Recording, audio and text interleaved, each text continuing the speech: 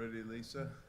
Okay, well, good morning. I think we'll go ahead and get things kicked off. We have a great workshop today. I think Lisa and her crew, Kelsie and Adam, have been working for quite some time to get ready for this discussion, this board discussion today, in an effort to be, I think, more consistent, more open, more transparent with how we go about doing our grants and the important work of getting money out into our community through our Prairie Meadows relationship. I think this is a great opportunity to have some discussion about progress, policies, ideas about how we'd like to move forward as a board to be more consistent in the future as we approve and look at grants. There's going to be a lot of topics for input, and I would just ask everybody to keep an open mind. This is all discussion, it's all draft form, so let's have good dialogue and make it productive. And I also wanted to thank members of the public that are and staff that are here, that are live streaming or in the audience, so that the comments that we're receiving today are from our colleagues, but there will be a point when we do have public outreach and public discussion, and we would be available to hear their ideas as well. So with that, I think we've set the table, and Lisa, you want to get us kicked off? First of all, I'd like to thank you for the opportunity to have this discussion. I would also like to thank our team for working diligently to put this presentation together. Our grant and sponsorship programs are a team effort every day. There was a lot of dedication and hard work behind the scenes to make sure that these programs run successfully. The grants touch many areas in Polk County government, such as the Board of Supervisors, board staff, County Attorney's Office, budgeting, central accounting, and information technology, as well as the media team. The programs could not be successful without all these individuals working together to make our programs transparent and an efficient process. Today, I'm here to facilitate a productive board workshop that brings us all together for a conversation and feedback regarding the existing structures of the community betterment, community development, and sponsorship programs. As you know, I've been in my current position for the past 15 years, and there's been many changes over that time. As you know, the grant and sponsorship programs have significantly grown. I am hopeful that some of the structural and compliance issues that we have dealt with over the years can be addressed in this setting. I want to start off by saying the grant programs have made a significant impact in Polk County. We can see this in every community. The grants have assisted from little leagues to schools, food insecurity, public safety, mental health, and economic development. The grants have helped the most vulnerable people. It is important for us to recognize even the smallest grants that are provided are so meaningful to those nonprofits. So, a little brief history. In 1989, the Polk County Board of Supervisors partnered with Prairie Meadows to lessen the burden of government. Over the past decade, we have provided over $34 million to local nonprofits.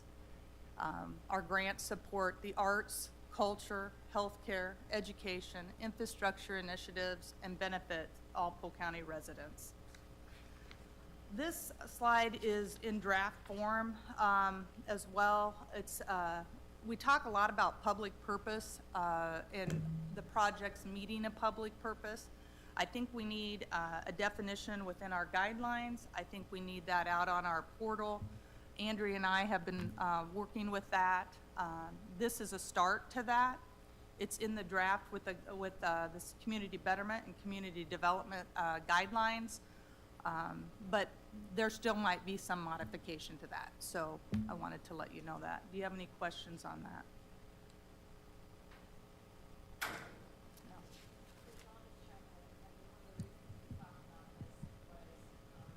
That's one of the the big things that you end up circling back to people on is they fail to include this Correct. on their application. So that's a big time consumer for you. So we talked about putting that right there front and center Right. on the application so that it becomes a little bit more obvious in hopes of alleviating that follow-up. I appreciate that, yes, that's correct. That is one that I think that the applicant struggles with understanding what that means. So hopefully this will help them.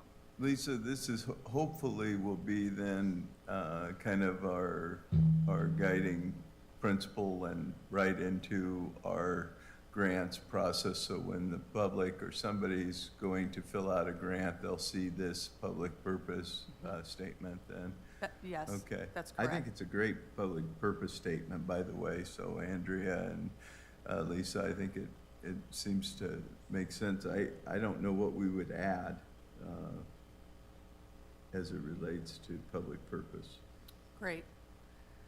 So to start with the Community Betterment Grant Program, it's designed to provide financial support to nonprofit organizations and to promote cultural, education, healthcare, basic human service needs. Currently, our application is one cycle a year, December 1st through February 28th. The range of those awards are from $500 to $10,000. And right now, the budget is $1 million. Each supervisor is allotted $200,000 each. The average Community Betterment Grant Award in 2024 was $5,558. In 2025, the level of applications that we received tripled compared to the amount of funds that are available. The grant reports for these awards are due by February 28th of the following year.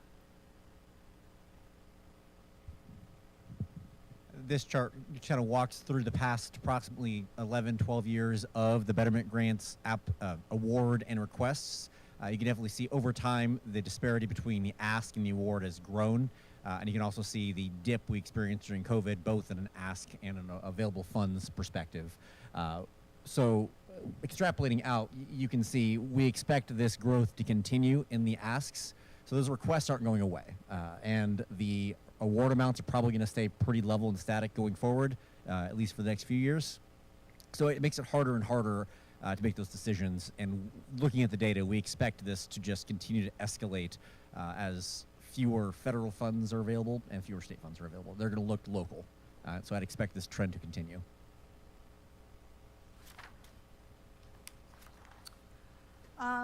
Enhancements. In the past, we have not had formal guidelines for the Community Betterment Grant Program. I thought this would be an opportunity to have that recommendation similar to the Community Development Grant Program. I think it gives better transparency. It increases our standard. And I have a draft in everybody's packet on what that looks like. Are there any questions on that? Of the Community Betterment Grant Guidelines. That's an attachment that you have. And so I think it would be better for the applicants. I think it would just be a better standard for Polk County to have those in place. Lisa, what's new in this?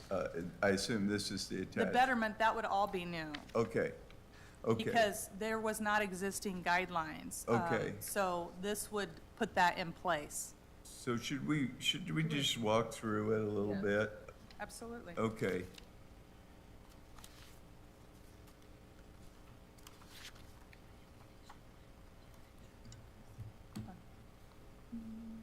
Hold on. I don't know. So grants can be in the range of $500 to $10,000, but I don't see many 500. I see No. when we do joint grants, a lot of times when we're running low on money, it's 500 from Correct. each of us or whatever, because we want to we want to support an organization, but, So would you like to change that 500? no, I Okay. think having that low dollar amount sometimes allows people to participate, even though they're running low on funds, they can Okay. still participate in grants. That's my feeling. I don't know about the rest of the board, but, Do you guys have an extra betterment grant? I only have development and sponsorship in my packet. Got it?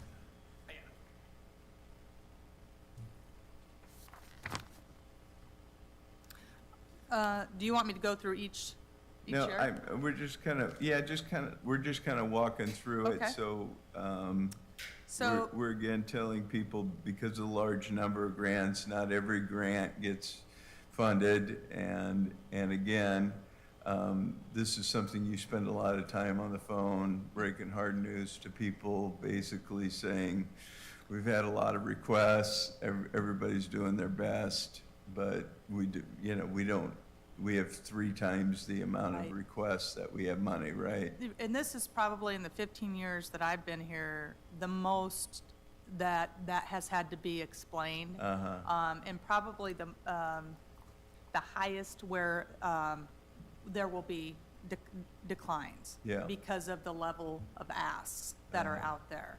And we can see that in the sponsorship program, we will see that in the betterment program. And so, you're correct. Is that something that we need to include in our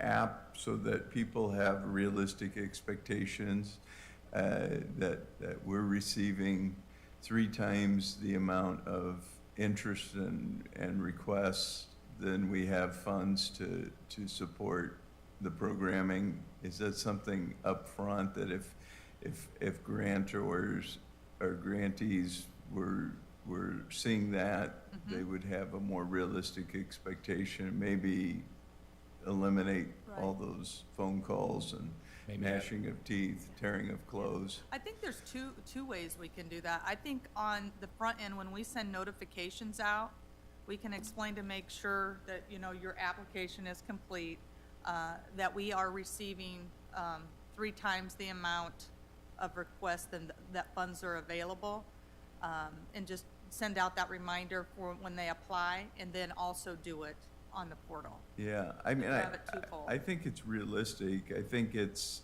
also a good way of communicating that kind of sets the expectation. And then if a grant comes back funded at a lower level, then there's an appreciation that, well, at least I got $2,500 as opposed to I didn't get completely shut out. I agree with So- that. I think Adam's graphic on the portal landing page would be a pretty good, right as they come in to apply, having that graphic up there at least demonstrates historical and then I like current that. trends. Yeah, my thought on that is I believe we have an opportunity here during the application step. When you go to apply, my thought is that we would have a pop-up message here. We already have some pop-up messaging here. I think if when they get to this screen, we'd pop up and explain kind of the history behind the application and kind of our current ask level versus the award dollars amount. That way they can't, and they have a button they have to push to get past the screen. So we can say at least, hey, we know you saw it when it comes back around again. Like that. Again, Lisa, I see the deadlines, December 1 through February 28th. We've had pretty good adherence to these deadlines. Yes, and I think we need to stay the same with those timeframes. I think that they have been that as long as I've been here, and I think the nonprofits, they are very good with getting them in during that timeframe now. So, And you've clearly stated we won't make exceptions, and I think that's really a good message as well. thank you. And since we have stuck to that over the last few years, we don't have any phone calls afterwards, hardly anything. They have abided to that guideline. So, because that is out on the instructions on the portal. And then the grant review timeline is really anywhere after the February 28th deadline, right? Up until you say, I'm trying to close it all out, right? Correct. And you come to us The board and has say, flexibility with, so it is typically, you guys start off with the post-proms mid-March. That's usually where we start, just because of the dates of those events. And then we move forward with your recommendations as they come in. And you guys really have had the flexibility to go anywhere from that time frame all the way into the fall, if you need that time to make those determinations. So you brought up the post-prom. That was one area that I know you and I spent quite a bit of time talking Yep. about. Because does it really belong in a betterment grant? Does it belong in a sponsorship? Or does it belong in its own category? Because we all have high schools that are asking for that funding. So we have some slides here regarding post-proms, neighborhood associations. get to that. So we're gonna Yes. get to that, Okay. yep. "It's Sorry. coming." That's okay. And then again, I see your criteria with the IRS tax exempt, and you request the 501c3, and when you run into problems, it's on pending letters of determination from the IRS, or which we can still Right. move forward with, So or, what, the one area underneath the community betterment grant where there's an exception made is on neighborhood associations. And I think what the board needs to figure out with that, because we do make an exception as long as they're recognized underneath the city of Des Moines. Some of them are registered 501c3s. The city, I know, has given information to nonprofits and encouraged them to become 501c3s. So I don't know if the board's intent is to continue on with that, to give an exception for that, or whether we want to require them to have to become 501c3s. my experience is, and Angela, you jump in here, there's different levels of sophistication based on the areas of town. Areas like Waterbury have lawyers and accountants on the board, and they get the 501c3 designation, but areas like Kingman Neighborhood Association, they're clueless about And all the I'm totally IRS. fine with that. I just want to And make sure that's so the route we're still I going. think to continue to serve those underserved areas, we should continue our practice if we can. Okay.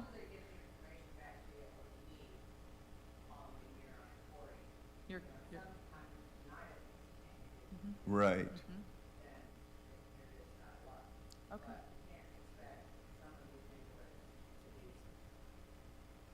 Right, I Yeah. totally understand what you're saying.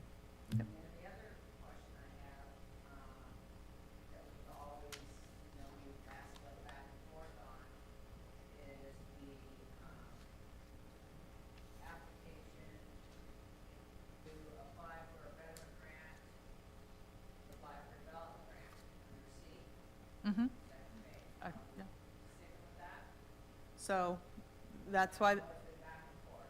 correct, you are right. It has been back and forth. So depending on a board member's recommendation, they've funded both. So I think that's for a conversation here today. Do we want to stick with C, which is applicant organizations shall not submit grant applications to both community betterment and community development community development grant programs for the same project?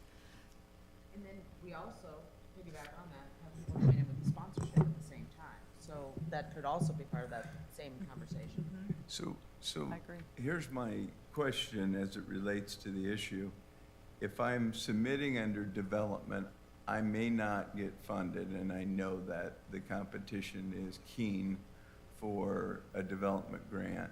So if I submit a betterment and a development grant and a sponsorship, I'm hoping one out of the three will hit. I mean, that's what's going on out there. Right. And so, Yes. I guess what we need to say is, you can apply for these, but is our policy gonna be development gets funded, so betterment doesn't the same year that a development grant gets funded? Is that the will of the board? I don't know the answer to that. I'm trying to think of agencies that we've funded a, Like the Botanical Center, let's say. yes, So they asked for a development grant. yes, Then they want a betterment grant to do their pineapple program or whatever the hell it's right, called. right. And then they And come then they in want for a sponsorship. sponsorship. And then they want a sponsorship for their gala Yep, or whatever. So they might get their pineapple program and they might get their development, but they won't get their sponsorship. Or they might get all three. So, Right. with what you're saying too, those are all three different projects too. So Right. that's the other thing, Angela, that we're seeing. So there's two things here.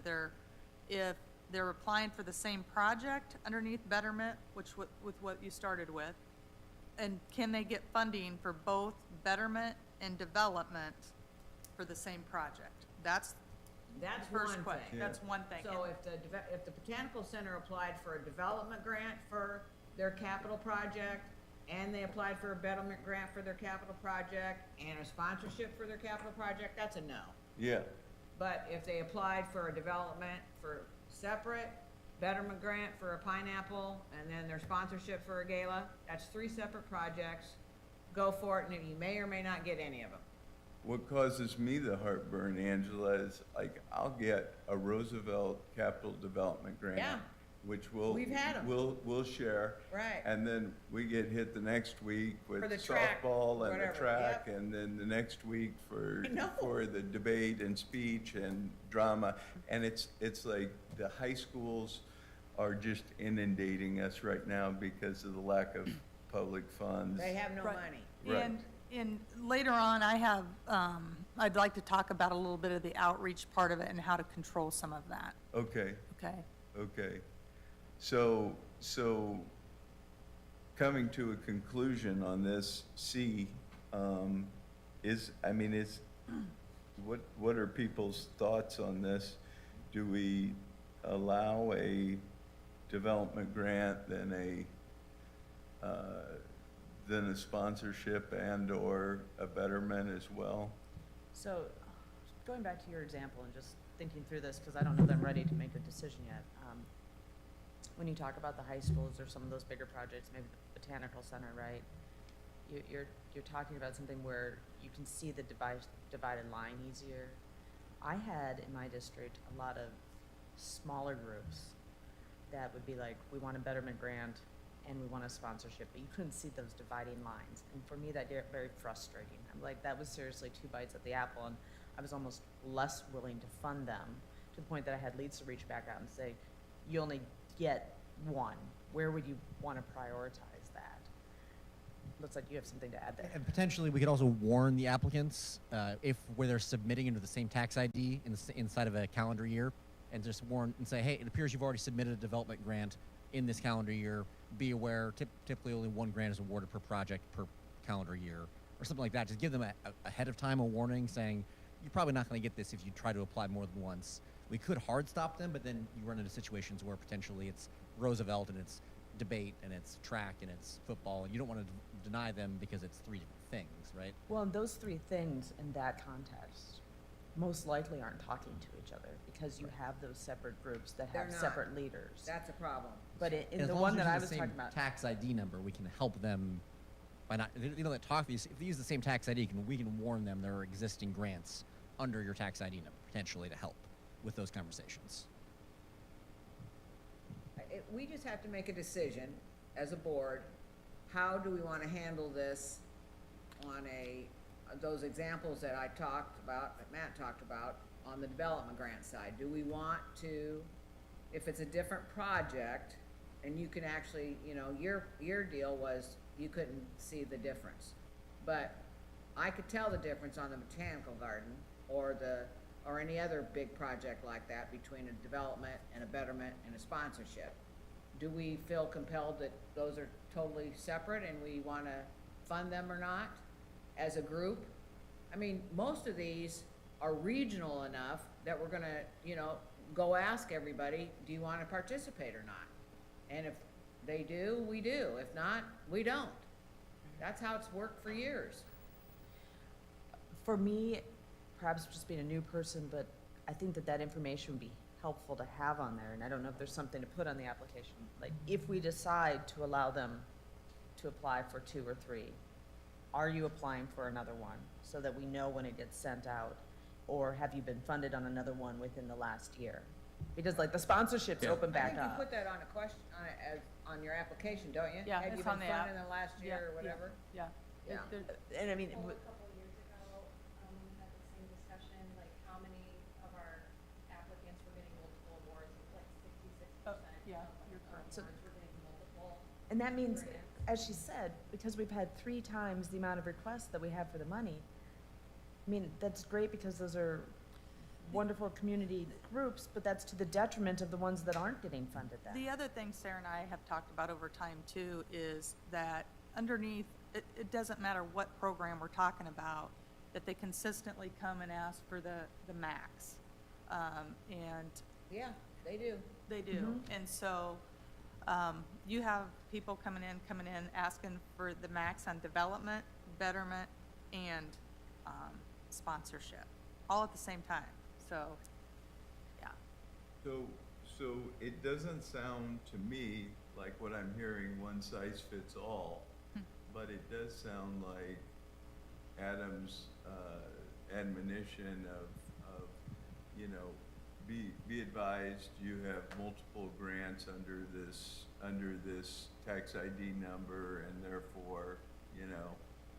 And I think you could also put it on the admin side so that if you're looking at a grant internally on the portal, you would have an alert saying there are multiple asks Good. under Yeah. this tax ID for this calendar year. So you wouldn't have to go searching for it. It would just tell you right away, under this tax ID number, there are 3 grants. Right. And then it links to the grants. You can see what else this tax ID is asking for potentially. So would there be a report that we could run for them that Yeah. basically lists out the organizations? I'm just throwing out, we'll use the botanical again. And, a document that would list them out, betterment, sponsorship, the amounts that we could give to them so that draws their attention to it, that these organizations have multiple requests in. Absolutely. We could either run it off of a report or it could be right inside of the application itself, inside on that read-only view that we created. You go log in and just look at it and it would link it there. So we can provide either. Right now, I could run the report right now and provide that detail today. Okay. And if you want enhancements to the portal, we could enhance it to make it, so you can just log in and look at it for yourselves. But at any point, I can run that data, provide that data of who's asking for more than one in a single calendar year. I like the idea of them getting a pop-up warning. That being said, I don't think one size fits all for these regional attractions like Botanical Center or, say, the zoo, or say, something serving lots and lots of people. And then the high school exception, I think, is always the challenge, because the high schools, particularly the high schools in low-income areas, are coming for everything, and it does get overwhelming. It really does. So Are they using the same tax ID on the high schools? They should be. Okay, They are because I not wasn't sure if the always. soccer club would have a different tax ID or I don't know. It depends, like, Lincoln High School goes through Build Lincoln Higher Booster Club. So some of the high schools use their booster, some of them apply just underneath their school. So, it's not always gonna be just the school district ID number. I mean, like the one I'm thinking of right now, Girl Scouts. They wanted both a betterment grant and a sponsorship. That is at a much different level than Roosevelt or Botanical Center. Is there some way to differentiate, like, listen, don't take 2 bites of the apple here, or is that just a supervisor thing? Like the supervisor's less likely to fund you if you take 2 Yeah, I think bites it's of a the warning apple. that we said. I think if we tell them ahead of, maybe just say it's less likely both will be funded if you're applying for both a sponsorship and a development and a betterment, right? Just warn the applicant ahead of time and say, you may not get all 3. If you apply for all 3, you may only get one. Just make it clearer to them that they may be hurting their own chances if that happens. What do you- Do- You've been quiet, Does the Mark. board want to keep it as is, where they can apply for both a betterment and a sponsorship? I know we've had conversation about that as well. I'd rather not. You'd rather not? There, it looks like you would agree. I would agree. So it's one or the other, but if it's a big organization, you still feel the same way? Well, I mean, I also think too, Jill, what I heard a couple times, if they can only apply for one, they're gonna apply for sponsorship, because there's no reporting. Oh, there's reporting. Well, the reporting sounds to be different, or there's less stringent.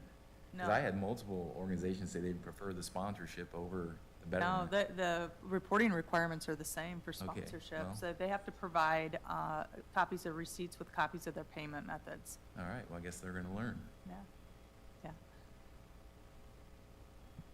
And the only other consideration are you denying it at a project level or an organization level for the betterment and development, right? Because that's a big differentiation. Are you saying if the Botanical Garden applies for betterment, there's no development at all that year? Or if it's just that project, you can't apply for both? And then from a technology perspective, that's important too, because it's harder to differentiate I in don't know projects. how you get around the high school issue. Right. high schools in their own category? So No.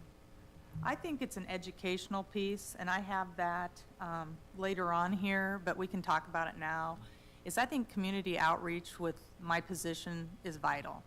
I think if doing educational workshops with athletic activities directors at the high schools or other administration at high schools, neighborhood associations, city leadership would be beneficial so that they understand, you know, what the scope is, what's required, so that multiple applications aren't coming in. It also could be discussed during those, what's your biggest priorities? And those are the ones you need to be applying for, because when we have high schools bringing in 5 or 6 for different activities, I know that the Des Moines Public Schools have obviously financial issues, right?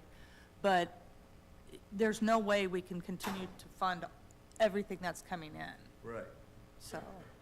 right. So I think it's an educational piece. I think once we do it a few times, I don't think that some of those workshops, I think, would be beneficial for the smaller nonprofits as well. I think it will alleviate, if we have that public purpose issue, the questions not being answered on the applications, and that they would have an opportunity to ask questions. A lot of these organizations don't have professional grant writers. They don't have the confidence to fill them out. Having that educational tool for them, I think, would be a benefit to the nonprofits. Yeah, And we've talked a lot about schools, but in my world, I had a lot of cities, and I don't know how that plays with the tax ID number, but they would come in for fire department needs, park needs, library needs. So, I mean, that's very similar to what we're Right. saying with the schools, as far as the different clubs, Right. right?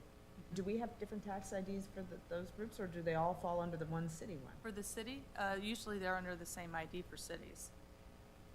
One challenge is they also put them in incorrectly often, and we can't control that because you obviously are self-typing. So we oftentimes get incorrect tax IDs, making it impossible to link the organizations because, you know, they fat fingered a number. You know, we get anything from the wrong organization name to not, like I said, answering the questions, to putting the improper documents up. They'll call it an IRS letter, but when you click on it, it's not an IRS letter. So it does take a lot of manpower to get that to happen, to make it all come together. It's not just somebody applies and, you know, it's that simple. It's not. We're verifying that there is a public purpose. We're verifying their budget and their 990, their IRS designation. So there's but it doesn't sound like we're gonna have a resolution to this item, but I'm only one vote, but I think unless high schools are kept in a different bucket, I think we're gonna run into huge problems, because I see multiple applications for every high school that I have, and they are all very worthy causes. That's the For sure. That's the struggle that I have with that. So We- are you suggesting, Matt, that we have a separate category on grants for high schools? or any What I'm school? suggesting is that one size doesn't fit all, to say if you qualify for one betterment grant, you can't get a second or a sponsorship for a high school entity because of the. I agree with Of that. the multiple I'm with programs that that. they're I agree with running. that. Yeah. What we're talking about specifically in this is for the same project, so. Right. Like Girl Scouts. Right. Do you put in right, the, like, we're not gonna entertain applications for the same project in all three programs. Is that where you're at with that or no? Yeah, I agree with Matt. Yeah. And So- we have had conversations, you and I both, with the gal that runs the programs in the city of Des Moines. I can't think of her name right now. Heather Is it Heather? Kaminga? I don't. Yeah, she's the neighborhood gal. Yeah, that's No, Heather. I met with the school district. Long hair, oh God. I don't know. Anyway, we've tried to tell them what you gotta do for the schools. And, you know, instead of having the library apply and, you know, cause the left hand never knows what the right hand's doing in these school districts. I don't know if you'll ever get there unless you sit down with Ian and say, look, you want these grants for the city, for your schools? Right. This is what you have to do. And I think where that educational piece is, that's why I think it's Yeah, important. I'm not sure we gotta do a complete outreach, cause if we start doing that, I mean, you'll have everybody and their brother start applying, but, I mean, you know, we have it on our website, we have all of the information out there. We just can't keep hand feeding these, we don't have a metrics either, which I'm still not sure why we don't. A lot of grant people have, you know, scoring, which is something that I think we should start thinking about. Right, that was brought up, the last time that we did a board staff. We brought that up and the board at that time determined they did not want a scoring system. Oh, I think we ought to reconsider that, with as many grants as that we have. Do you want it? I agree I think with that. that would be Great. helpful. Yeah. Yeah. I mean, So do you want the everybody's got a scoring grant. system for betterment as well? Betterment, development, No, just develop. just development? Yeah. Okay. And to the concurrent projects, potentially we start with just with the alert. So if we identify someone's applying for the same tax ID, just warn them and see if that drives down the number of repeats just by popping up and saying, hey, it looks like you're applying for another grant under the same tax ID number. Be aware, only one grant is typically awarded. And see if that decreases the amount of Girl Scout issues you see where they apply for the same one repeatedly. And then we can adjust if that doesn't help the issue, potentially. That makes sense. The, couple other things that I wanted to bring up underneath community betterment is, for the board, we have organizations coming in applying for gift cards, salaries, mileage, where the nonprofit's trying to reimburse individuals for, you know, transportation, other things like that. Do the board want to consider these items or not? Because I So- think there's a mixed message with the public, because sometimes we are communicating that we don't cover salaries, and then sometimes people decide they want to cover salaries. Yeah, they're kind of playing us Always off said we against don't each cover other. salaries. No, that's not correct. And there are requests that have come in where board members have made exception to that. Okay? I would agree, let's ban them all. No gift cards, because you can't control, you can't report out. You don't know if the money's touching those people that it's meant to touch. Okay. So I came in and looked at it like, I want it to be something tangible that the community has. It's community betterment grant. I don't want it to go to postage or salary or mileage. I want it to be like the light display. I just did an ADA swing, the thermal heat detectors for the fire department, like something that helps the community that they have ongoing year after year. So personally, I would like to see all those things banned, not just for the reporting, but just because it just dissipates in the wind if it's not something that the community can point to, like Polk County helped us with this. The salary becomes a dependency, where they need it Right, every it's year. not sustainable. Right. Not sustainable. Right. What about rent? I mean, rent's not, We've done that before. Multiple times. Yep. And we have current apps for that. That's not sustainable really either, but we've done it. For them to get by, or even buy down their mortgage. We've done that too. So when I had some of those come up, that it was like, that's not what my purpose is, or what I wanna do. But I've had you go back and say, you know, what do you need? Like, you fund this, but what are you buying? So I think we did some computers, like, they needed some computers, and so they did that instead of paying for the rent. So then they could free up that money to pay for the rent. Again, one person, but I like it to be something tangible or sustainable, as you said. I have no problem excluding rent if that's what the will is to do that, so. And- So, is and that where we're I at? agree- So, I or- so agree- basically- I agree, gift cards can't be tracked and, Why do they, I can't remember, other than our turkey people. A lot of times, and I'm probably not all, but like you communicate that up front to them, like you cannot use it for da-da-da-da, Correct. and it goes in one ear And and out now- the other, and correct. then the receipts get submitted for those things, and then we're having to go backwards and are we gonna approve this, are we not? You know, Right. we're giving them communications that, okay, we'll approve it this time, but you won't be eligible for a grant next time if you do it again. Right, So right. And, it's been communicated. and it's communicated multiple times, so. So just plain no. Up front, no. Okay, But the point is, they're not putting that in their application, but then using it for that anyways. Correct. Despite being told. and then Well, we I go would to say the that board they're member barred to from the say, next year. say, That's hey. how, Right. that's been our communications to them when that happened, is, you know. They're barred. Yeah, Yeah. Right, but that doesn't always happen. right. So, I think we need to be consistent with what we're telling nonprofits, across the board. If they don't use it for the intent of what's in that application, they're not eligible the next year, Maybe ever. maybe ever. We have built into the updated drafts of agreements, that, you know, there's some language in there that we put in for discussion about being able to claw back those funds back to the county, you know? And not like I think that we would ever want to do that to an organization that's in need in the community and all those sorts of things, but if something really were to go wrong, or, you know, there were to be malfeasance on the part of that organization, I want the legal ability built into this agreement with them to recoup these funds. Because I think overall, we wanna help the community, but we also wanna be good students. Sure. And Andrea and I have had a lot of conversation on that issue. And I would say over this last year, we have had quite a bit of funds returned.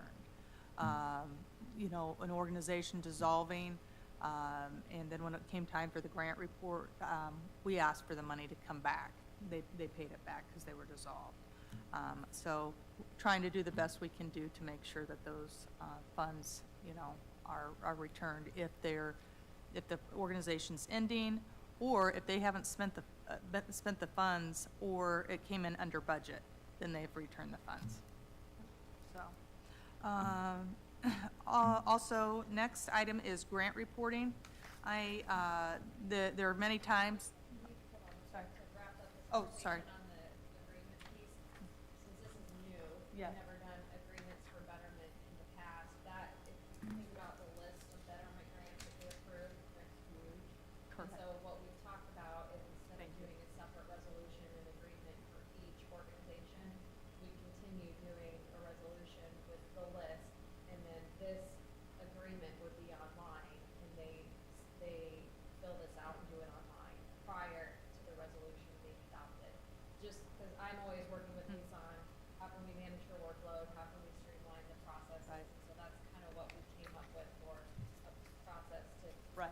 I think that keep the makes amount. sense. And I appreciate, you know, Sarah and I having this discussion, because 250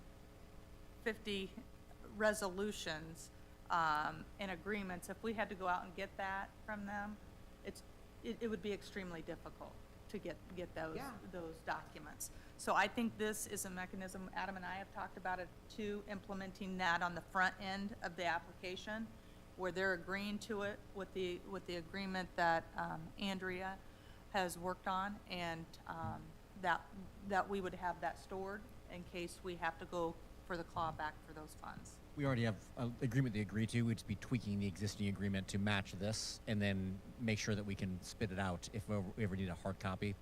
The software will spit it out and give us back that agreement. And if we ever tweaked it in the future, we'd have historical data of what did they agree to, what version is it they agreed to. So we'd always go back to that digitally. And what would bind them to the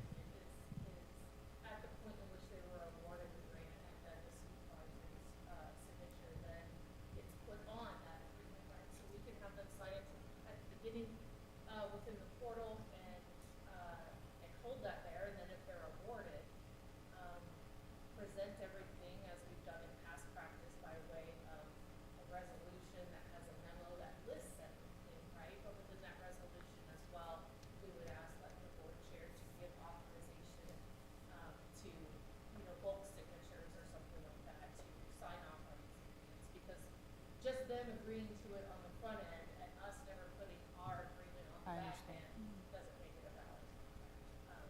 Okay. But we could get that, we could gather their signature and their agreement at the beginning. So if we gather that in the beginning and we have the ability to print it off, once it's approved, just have a stack, right, of that list with those agreements for the chair to sign? Okay. That would functionally meet all of our hurdles to make it valid. I think that makes sense from a workload standpoint, yeah. So while we're talking about what's allowable, I mean, I know we were jumping around. Are we to the point of the after proms? Because we've just talked about it being tangible, and now we have those slides coming up here somewhere. I did want to bring up something too, on scholarships.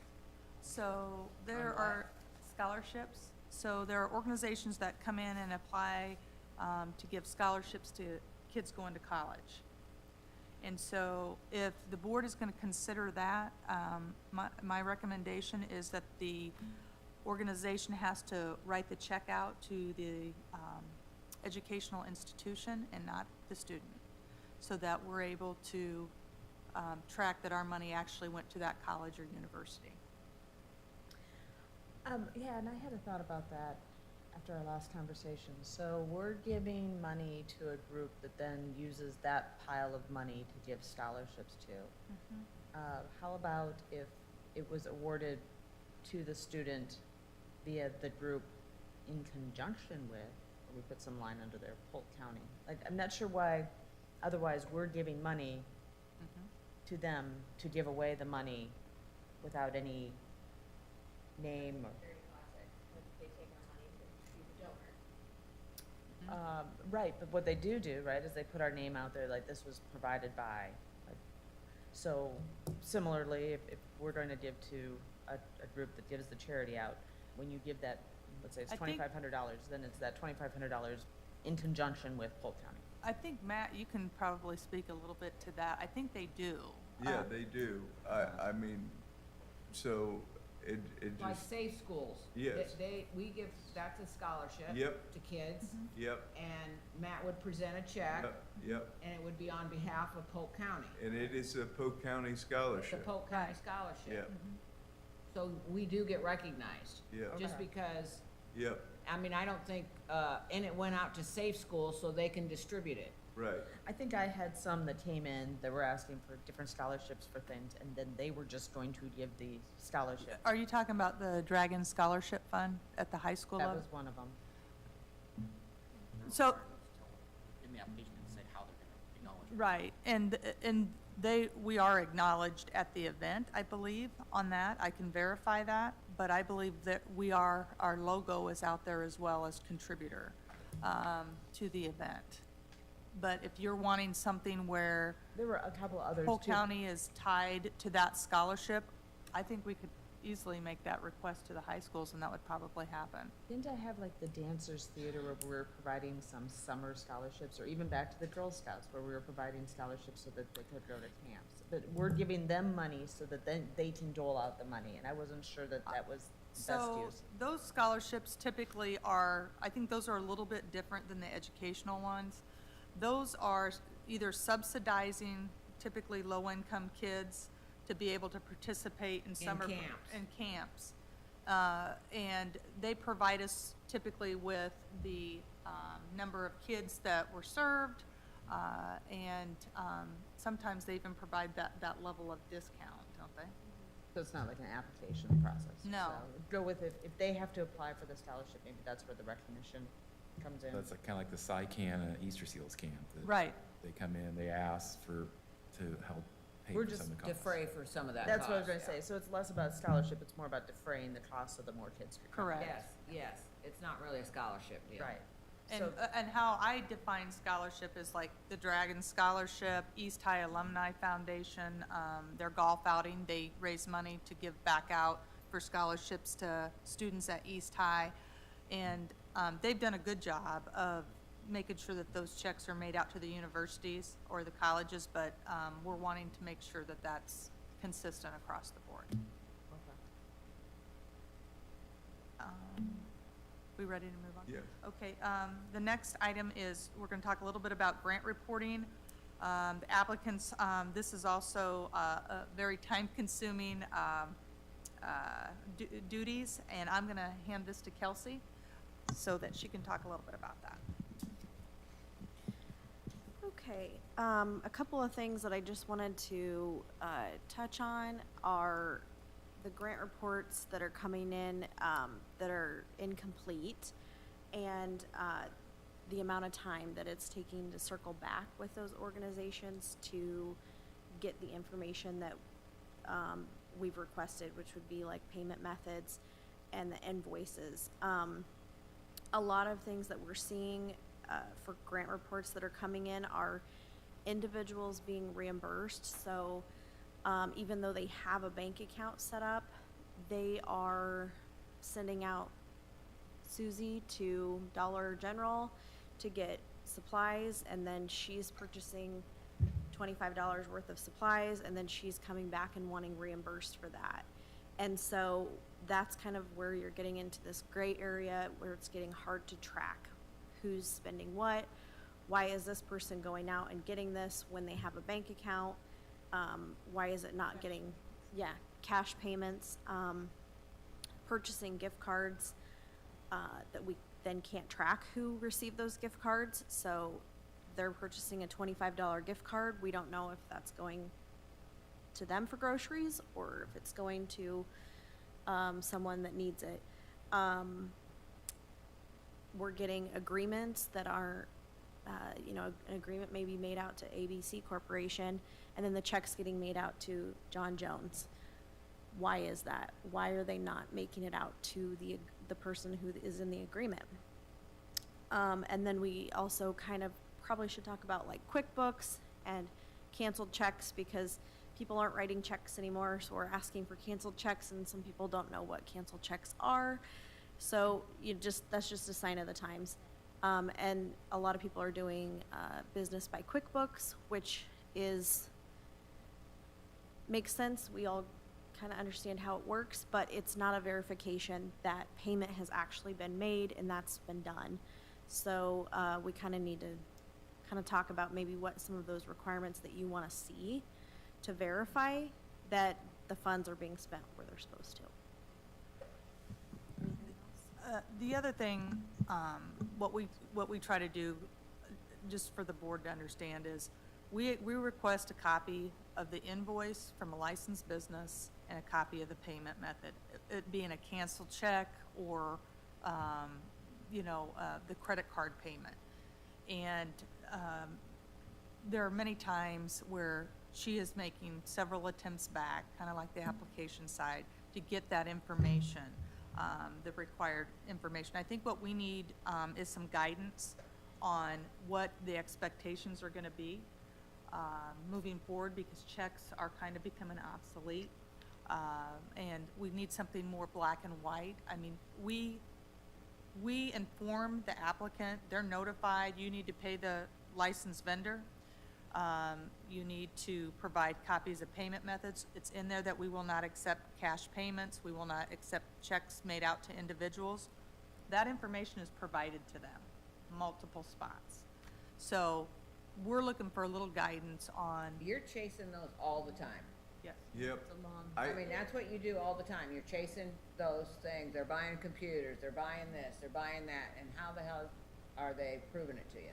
And a lot of times what works is like a zeroed out invoice. Right. You know, like they just come back with an invoice Right. that shows that it's been paid, zero Right. balance, or like a bank statement that shows that withdrawal they made. And I try to, at least historically, we've tried to do where we have both, because besides the zeroed out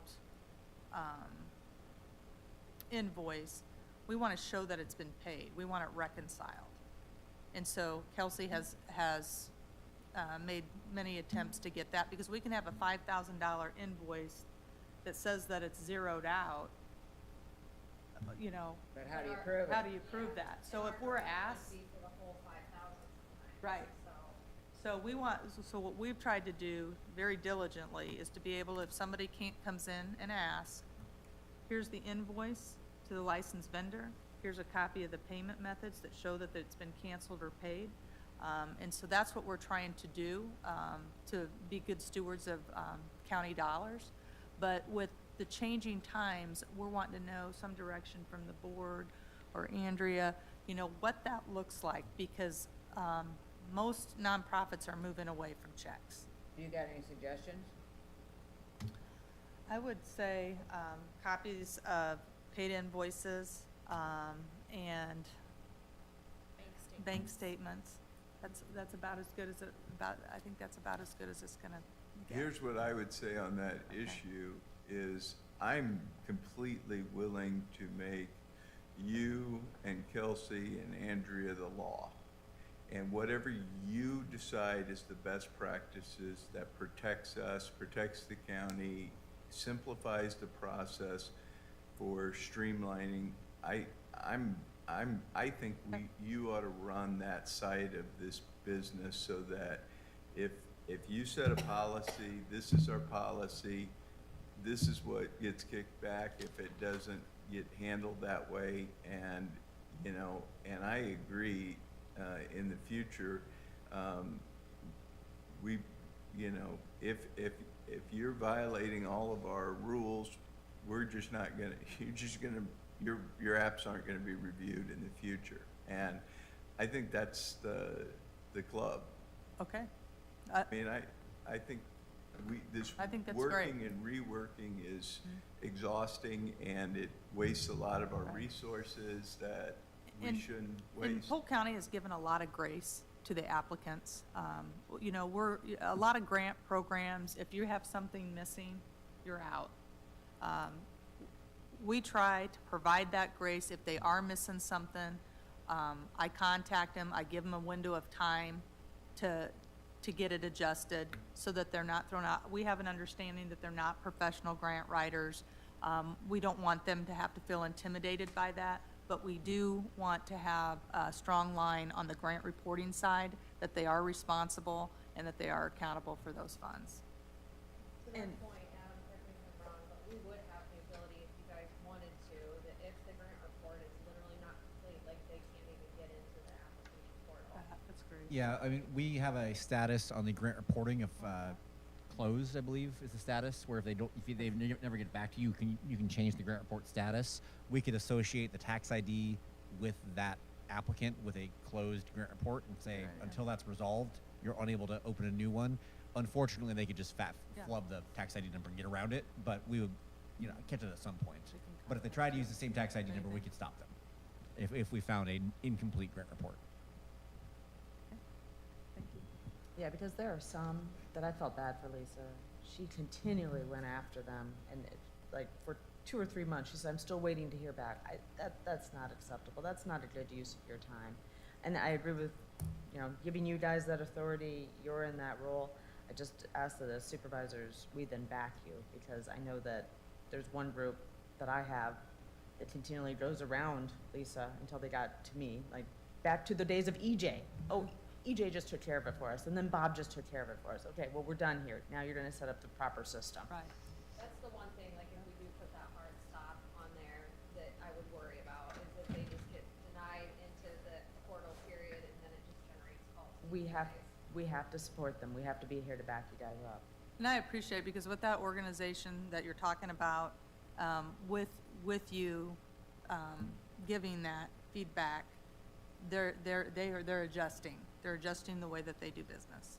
Good. So for over 14 years, they just had someone else to go to, and now they're doing it right. I still have outstanding Right. for them, for 25. Oh, my God. Yeah. We would hope, and maybe you already do this, but if they're the law and everything, having a representative from central accounting too, just on basic accounting standards, financial procedures for them and. some of these Probably, yeah. organizations. probably. Can you repeat that, Frank? Having someone with central accounting be a part of your team to help you and the organizations, just because a lot of this is gonna fall in line with those financial procedures, Mhm. and those auditing standards too. Perfect. And I do have conversations, just so you know, with Joe Ellen on many of the organizations. Potential changes that may impact funding. House File 856 and House File 2264, and I was going to have Andrea speak to those. So I'm going to take them out of order with how Lisa has them on her slide and do with 2264 first. That was the law that was passed and signed last year, and that amended the Iowa Code Section 331-901 sub 5 that prohibited counties from being able to give to religious organizations in the past. And it was amended to allow public funds to be donated to religious organizations, but with the caveats that were built into the law. You know, that still has to meet our public purpose, has to be something that doesn't require membership in that particular religious organization or require any kind of services. When I say services, I mean religious services, not like outreach services. It'd be like if a church wanted to do a coat drive for kids, now you could give money to the church for said coat drive? Correct. Before Well, we I couldn't donate. have? Correct. Whereas, So I donated to Ankeny Christian Academy, which did Meals for the Heartland, so that was to help with food, so that was a religious organization. right. We still cannot, per the Iowa Constitution, donate to any kind of project that would either repair a house of worship or fund any kind of minister or ministry. But that law did make that adjustment last year, and we're able to do that now as an entity. House File 856 just signed into law within the last week or so. It's really the law placing restrictions and limits on entities giving money for DEI offices and officers. After a review of that, I do feel that it's not going to be impacting our grant program. The law is pretty specific as to its restriction on the use of funds specifically for an office, a DEI office on behalf of the county, or for funding an officer to then participate in all the initiatives that it defines throughout the law. But that isn't anything our grant program is touching or kind of doing here, I guess, unless we were to see, and that would really surprise me, some kind of organization from the community asking for our community development or betterment grants to then fund their own office or officer that addresses DEI within their organization. And as we've seen both in our local news and then even national organizations, even ahead of any changes in the law, many organizations are pulling back from that kind of initiative, anticipating these sorts of changes. So that would surprise me if we were to get that. So currently in the drafts on House File 2264, I just want to make sure, so is the board, we have it in there that religious organizations are able to apply for community betterment, sponsorship, and development. So that's the question.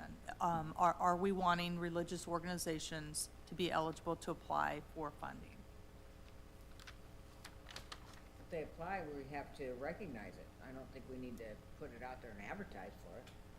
Just like if we don't, I mean, anybody can apply and we decide whether they can do it or not. Okay. That'd be my opinion. I mean, why do we wanna open up the door? Well, and if it's for the public purpose of making the county a better place, do we care who it is? No, we just have never had them underneath the guidelines, so this is new. Guidelines have previously read that religious organizations shall not apply, and that's because we were Sure. restricted by the law, the way it was written. So And now it- you'd have to get rid of that statement. Right, and Right. in the updated proposed drafts that It's are in there. your binders today, it reads the way that, it reads in conformity with the law how it is today, The guidelines the does. guidelines.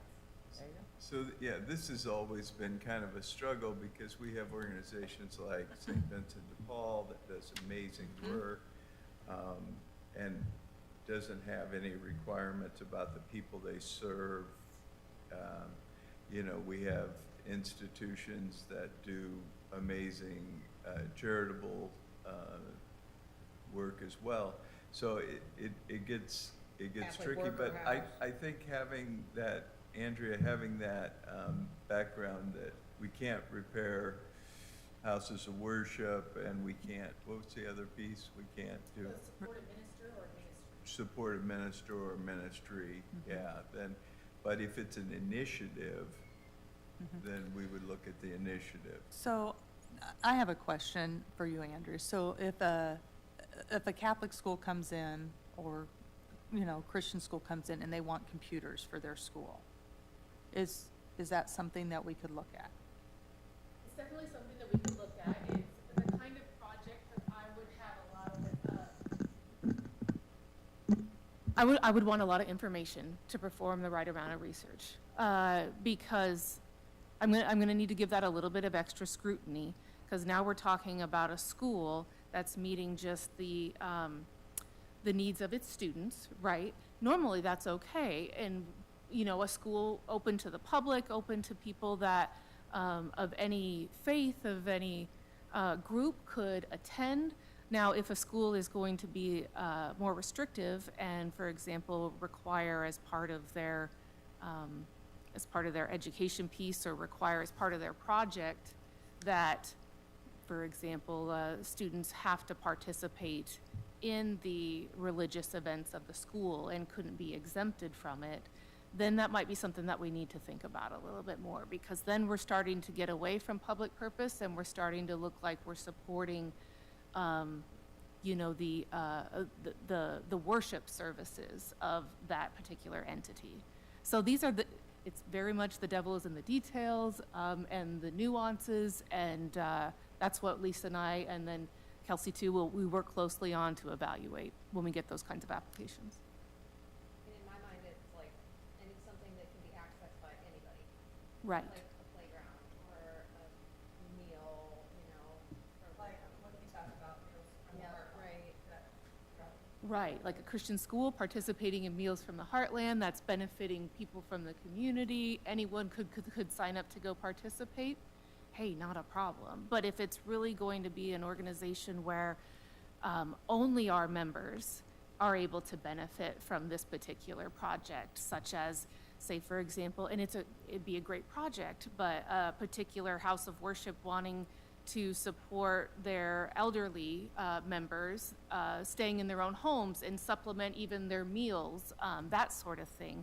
Well, if you're requiring that member to be supported by your meals program, to be a member of your church and to participate in worship services, that's probably not going to be eligible based upon our restrictions in the Constitution and the restrictions that remain in Chapter 331.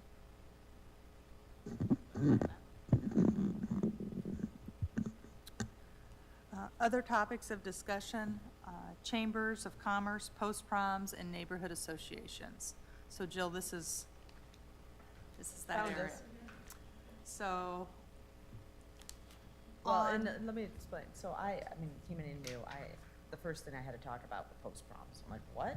And so then it makes sense maybe if it was a sponsorship, but they were in betterment grants. I'm like, okay, now I'm super confused. And I looked at it, and all of us have high schools that are asking for post-prom money.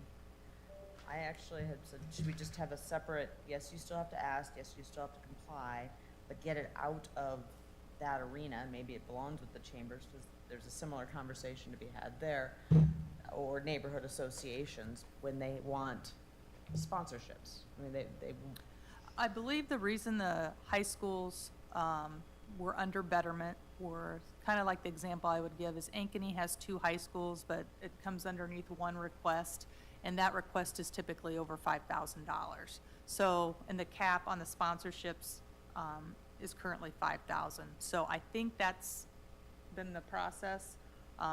Open for discussion though, absolutely. So. Where else would we put all this? Where else would we put proms? Well, that's where I actually thought there might be another category for proms, chambers, neighborhood associations, something where they want us to be a member or give that kind of spot, like it's just it's the next level, but because it doesn't fit in great with any of these. How many high schools do you have in your district? So I have slides on that. So if we go to, let's start with the chambers, Jill. So if we go, I'm sorry. let's start with the chambers. Six? So, 5. under the chambers, it looks like, Matt, it looks like you have 6, right? Looks like Jill has 5. Mark has 2. Hawkinsmith has 2, and Conley has 2, under chambers. Under post-proms, it looks like, Matt, you have 3, 5 for Jill, 4 for Mark, 4 for Tom, and Angela, it looks like you have 5. You have 5. Schools, you mean? Post-prom. Oh, post-proms, yeah. These are just the post-proms that came in last year. Right. For applications. Like Granger, Probably the Woodward last Granger, year they haven't come in years. So, these are the most recent that were pulled. So really the question to me comes down to, when we say we want them separate, is it just from an organizational perspective, so you can easily identify, oh, this is a post-prom scenario, or this is a chamber scenario, because we can classify those up front when they're applying, so they can say, we are a chamber of commerce, or we are a post-prom organization. We can add categorization to the application to make it easier to find them. If we're saying it's a totally separate workflow from the development or betterment or sponsorship, that's a much bigger conversation to think about, and also go, well, then we have to split the money up in some way to allocate that. So there's the least level of entry is just, hey, what are you, right? Well- I'm a post-prime, I'm other, right, or am I a board? And I right? guess what the question is there a desire for the board to separate out betterment, or out of betterment, the proms, the neighborhood associations, or chambers? And if I could add one more thing to this, if you look at these, like, I'm not listed here, but I have a little part of Southeast Polk too, right? Or you and McCoy both have Roosevelt. So we have overlap, but when we come to the chambers, I see Fuse Des Moines has overlap. My thought was, if we had a set amount, that this is just what it's going to be. Like, especially, I know I'm mixing two conversations, but with the chambers, I can tell you I'm being played against you guys. Like, well, we have just as good of chamber as the other chamber, and they got this much, and why are we not getting this much? Well, because I have this many chambers, and if I gave everyone $11,000, I would have no money to give anyone else. So it's like, I mean, it's just, it is what it is. But then we have that with the post-proms too. So if we just looked at it, I'm not thinking of it as we're each allocated X amount of money for it, more as in there is a chamber pot, or there is a after prom pot, or maybe it's one, but it's like, this is what the amount is, and it doesn't matter that it's in your district or your district. If it comes in, or in our case, it's a shared district, right, for Southeast Polk, the max you can get is 5,000 for the after prom or whatever, pitted against anything else, because we know that that money is there for them. What's it being pitted against? Any other conversation, like the Well, I think- Heroes for the Heartland, or whatever else, because if you're taking it out of these other things, I mean, if I have 5 different post-proms that all want $5,000, that's $25,000. But you don't have to give $5,000 to a prom either. I mean, just because they ask for $5,000 doesn't mean you gotta give them $5,000. I mean, that's, just because they ask doesn't mean you have to give it. I mean, you're talking about setting a separate pile of money now. I mean, It already. was worthy of the conversation, We're giving yes. millions of dollars out to these nonprofits, schools. Money just doesn't grow on trees here. So you wanna set up as I understand it, a whole nother section just for proms and, Possibly chambers, neighborhood associations. yeah. What I was looking at, yeah. That's, I mean, how much are we talking about, for God's sakes? Well, that would be part of the conversation topic. But I think, So- let's use the example of the chambers, because I think that's the one that really probably strikes the chord here, because I came in and had a year 2 of a 3-year commitment at $11,000 chamber sponsorship to be a premier sponsor, which we had to then find a way, and I think last year there was questions about it was paid, part of the membership was paid for through Kelsie, just through another area, and part was through Betterment Grant. So I think what we're looking at is some consistency in how, and now I have a third year of a 3-year commitment next year of this $11,000 premier sponsorship of Ankeny Summerfest. So that's where I think the pitting is coming, because I had to give 11 to the Ankeny Chamber, and Grimes is looking, saying, well, I only got Urbandale. 500 or whoever. What we used to do was, before we even had the sponsorships on these chambers, for instance, because, you know, Greater Des Moines Partnership's the big, Umbrella. right. So all these little ones like, Grimes, you'd give them $2,500 for the year, and that allows you to go have those chicken dinners, or do whatever you need to do for your Grimes. And we just send an invoice. It wouldn't be a sponsorship, wouldn't be a Betterment Grant, it wouldn't be anything. It would just be, they'd send you an invoice for $2,500. It'd be a membership, so you could belong to the Grimes City Chamber. That's what we should go back to. I like that, that's what I'm trying to figure out. So Yes. Yeah. no one gets more than the other. That's right. Same thing for Ankeny, same thing for That's whatever exactly- else I the might chambers are. be articulating it poorly, but that's exactly what I'm trying to get to. And in fact, I've talked to a couple chamber directors, like, okay, what would this look like? Like, to your point, I want to be a member, Yes. and I want to be member more than the $100, but then I don't want you to hit me up for other things the rest of the Right. year. Yes. I totally agree with you. You should just be, because you're a board member, you should go to those chicken dinners, and it should, whatever the amount is to be a sponsor, they're not sponsor, you're a member to the Grimes Chamber, and whatever that costs, that's what we should pay. It doesn't have to be a sponsorship, it doesn't have to be a Betterment Grant, it's a sponsorship as an invoice that the county should pay, because you should be a member. So would that number, Angela, be, because obviously, Has nothing to do with you. right, The bill comes here, Sarah pays it. right, but I Now have a she's question. Grimes Chamber So the member. question is would they all be the same amount? No, Okay, no, because I don't know what Grimes is, I don't know what Fuse Des Moines is, I don't know what Ankeny is, I don't know what those cost. But I could go back to my chambers and take them completely out and say, no, I'm not sponsoring your Governor's Days and your Green Days. and your- Right. All these things. I'm a member, I get to go. I'm a platinum, or I'm whatever member that, like, I get to go, our name still is out there, but we're done here. Now, if they have a big hoopla somewhere, and like Ankeny does Summerfest, now he might wanna sponsor a booth, or whatever the hell they do in Ankeny. That's a Betterment Grant, or maybe that's a sponsorship. So, That's totally different. But if you want to become a Grimes Chamber member, then send an invoice to Polk County. I think that's kind of where the practice this year got a little fuzzy, right? We didn't get invoices, we were having to apply through Betterment Grant, And at least. In that the was past. done. so, In the past, it's always been paid by an invoice. so it was, and Steve wanted, some of those, chambers to come in this last go around, so, the last few years, I should say. I think too, where it gets weird, it's not always just the membership cost that they're asking for, right? Correct. It's membership and. And Yeah, events. because they all wanted everything. yeah. Right, weird conglomeration of Right, things. so, and some chambers come in and they are asking for, maybe updates, computers, furniture, we've had that, marketing, some different things, we've had them come in and ask for those items underneath betterment grants.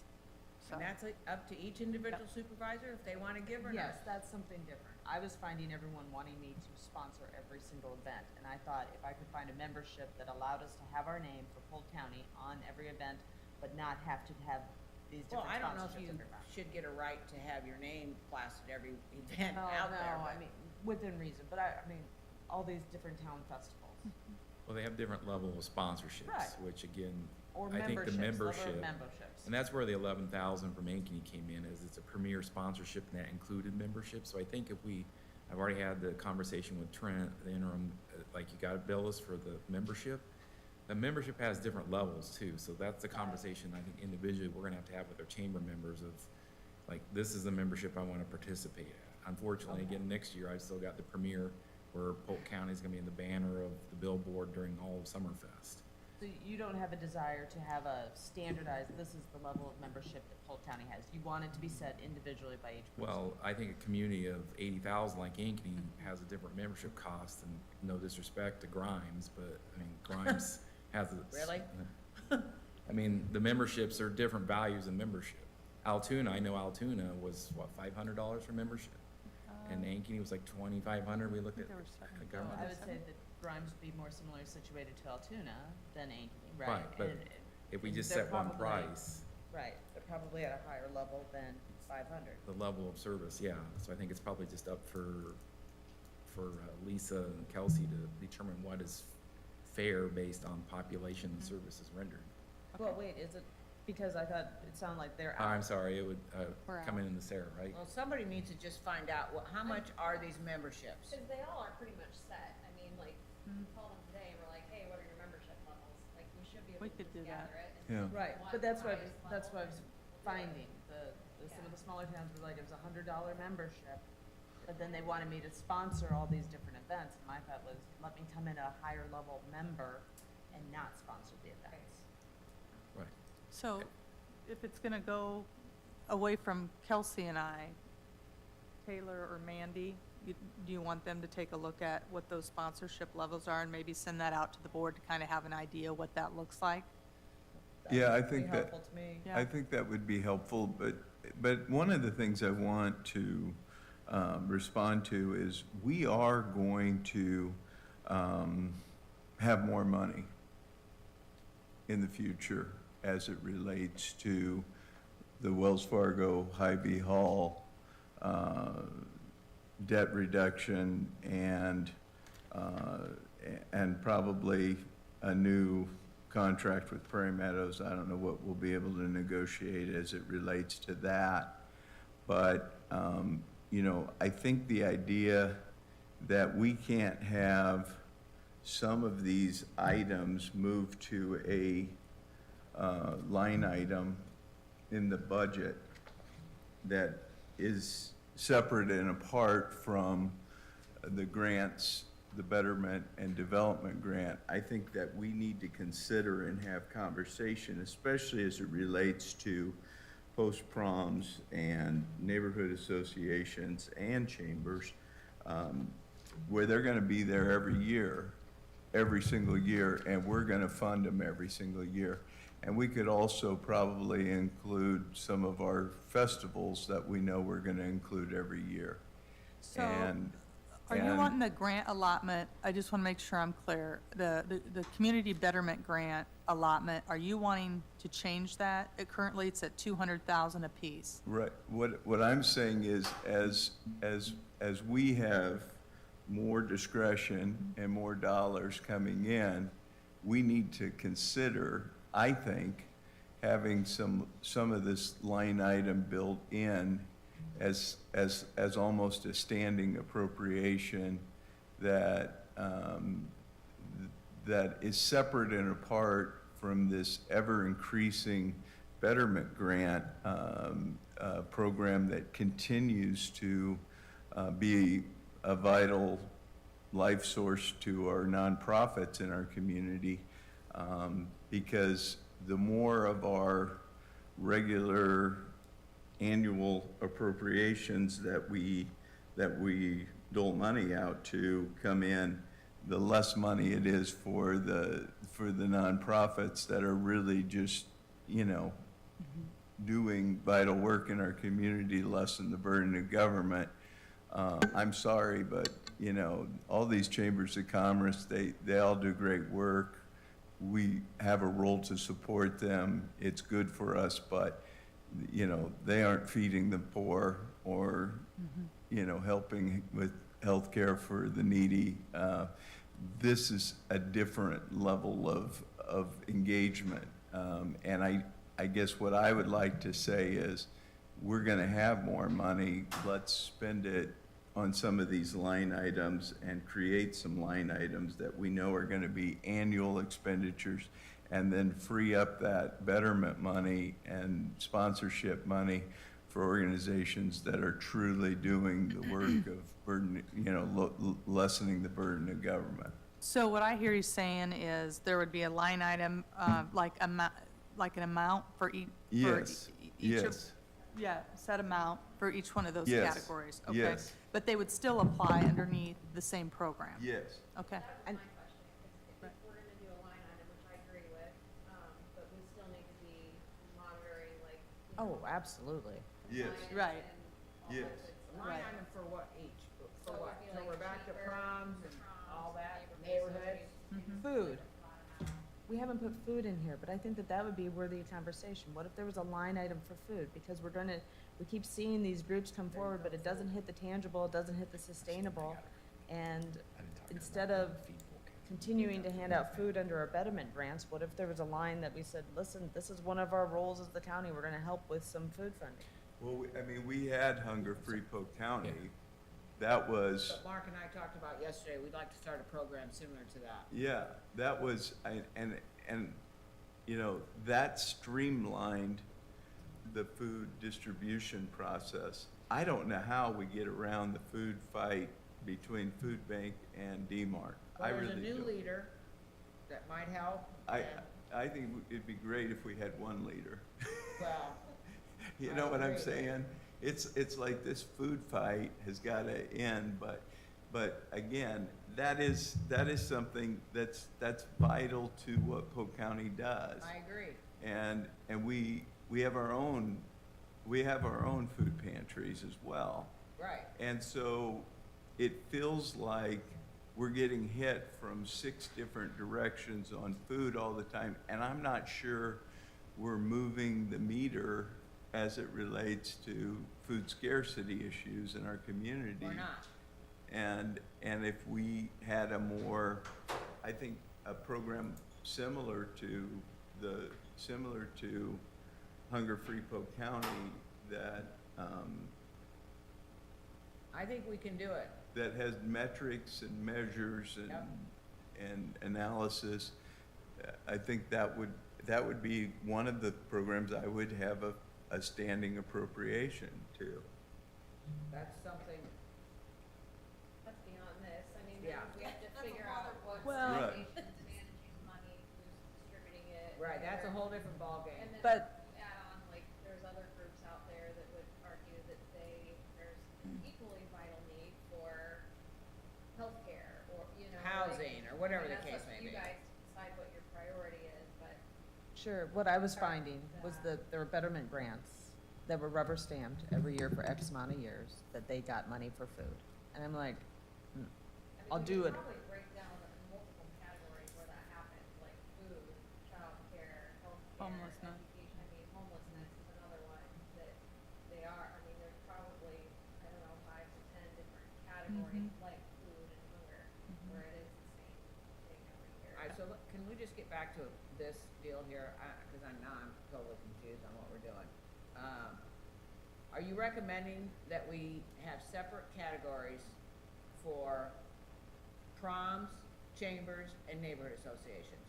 well, if Yes. chambers are being taken out, we're gonna go with the membership level, then I'm cool with that.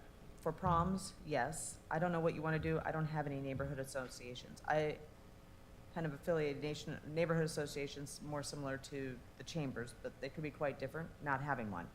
But food Well, would be they're another. different. Food would be another one that I saw, like, take out, like, I'm not funding food. I'm funding food, but I'm not gonna fund it out of the betterment grant. I wanna do it in a different manner. So in the guidelines, would you want in the guidelines that we're not going to fund food? That because it's. No. I can't do that. No. Okay. Yeah. That needs to be a separate I discussion. think, I think that's a separate Right. conversation, it Yes. sounds like, but let's talk about a line item for chambers, post-proms, and neighborhood associations, which we know are gonna come every single year, and we know they're gonna get funded every single year. And let's create a line item, Okay. that doesn't subtract from the $200,000 in betterment. Supervisor McClain,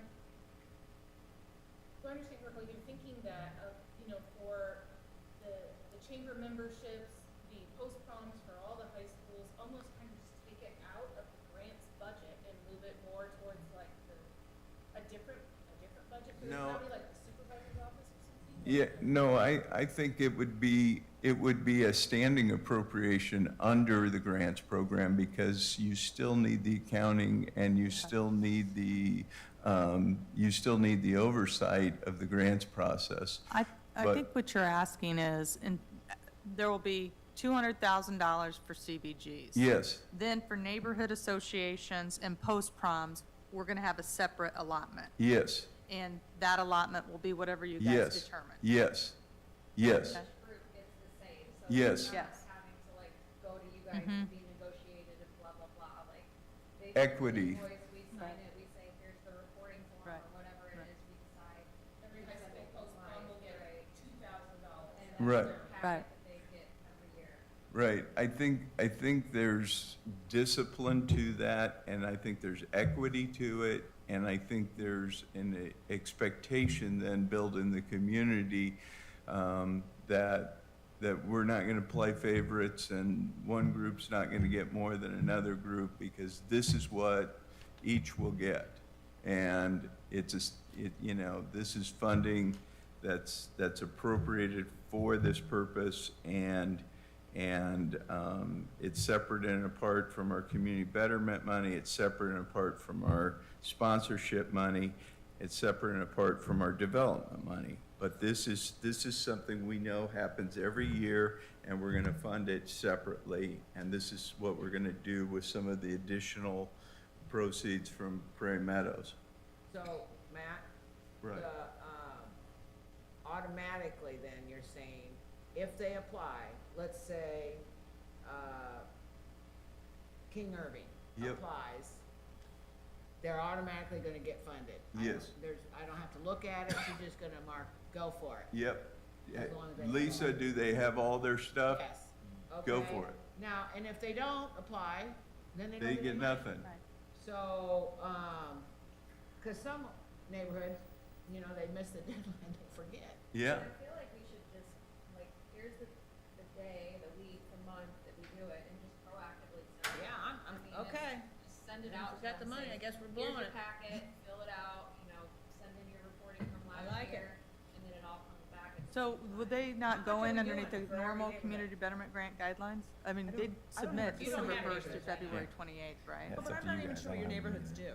What's that? I don't even know what your neighborhood associations do. They're different, neighborhoods are all different. They put on the, Multi- night thing, they do. National Night Out, Multicultural Festival, They do all kinds of stuff. do Safe- community numbers. gardens. safe, clean, and beautiful, What you neighbor to neighbor. They Let's- do a lot of stuff. let's So say- are we let's, talking uh, like 5,000 for every neighborhood, or what are we talking? That's a lot. 'cause Well, we we, have we, 42 we, neighborhoods. we, never we, mind. we've got to, we've 3,000? we've got to do a budget. We Okay, so gotta don't do know a yet. budget. We gotta get with our budget director. And we gotta talk about where this money's gonna be coming from and how we're gonna identify it. And then once we do, I think that we'll work backwards from whatever our budgeted Okay. amount of increase gonna be. And I want to throw out, like on chambers and on schools, I think there should be some allocation based on population for the limit. If you want to do a formula, but to give each chamber $500 or $2,000, I don't know if that's, Right. again, you maybe have a very small town where they have very limited chamber services and their dues are much lower than you have Right. larger. So I don't know if it's based on population. I guess I'll challenge you guys on that. But I know there are different levels of participation, and they can obviously come back for sponsorship or CBGs. So the membership, we were trying to level the playing field. But again, different sized cities have different services with their chambers. I think So you're that's gonna a do that in fair the point. neighborhood associations too, like the level of? I don't know anything about it, so I'll yield Not to Matt. really. and- Yeah.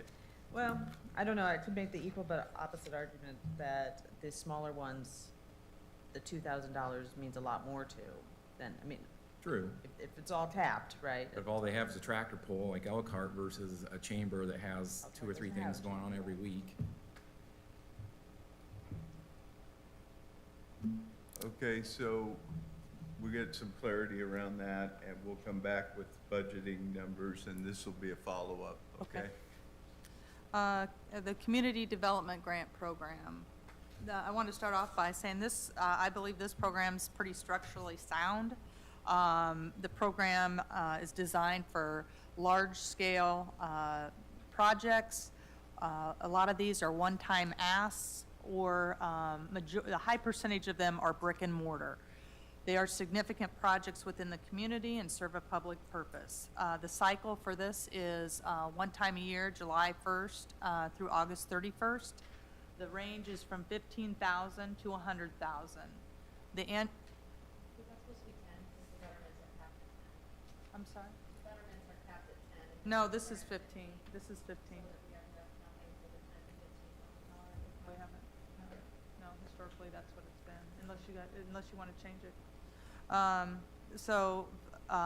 the annual budget is at 2 million. Right now, for this fiscal year, we've spent about 1.8 million of that $2 million budget. In 2024, the CDG, the average award was 71,000. And in '24, the request doubled the amount of funds that were available. Grant reporting deadlines are based on the project completion dates, and those are identified in the legal agreements. Again, this chart is very similar to the betterment grant. You can see it's double, and again, it trends very similarly. The dip with COVID was more extreme with the development grants because you couldn't really put shovels in the ground for quite a while. But again, we're starting to see those go up. You will notice at the very end, the dip, there were some clarifications around the program itself. And so in this most recent cycle, the Development 2024, we saw the ask go down, which I think it was intentional in that we simplified it to a single cycle. We clarified some of the guidelines, and I think overall it was clearer to applicants what was going to be possible, what wasn't going to be possible. I think part of that dip is based on the board in 2023 implemented the 50% match. So we used to have organizations coming in applying at 100% of their projects. I think once that was implemented, that was paused for a lot of organizations, but I think it's been very beneficial for Polk County because for a few reasons. One is it requires that nonprofit to partner with other organizations and raise money. It also shows us financial stability with their project and that we're not first money in. I agree, and I think that this is a good example of how you can see these trends change. After you implement changes to a program, it does take some time to see the results of those changes. So this is an example of it takes a fiscal cycle to see those impacts of the changes to the programs in the data.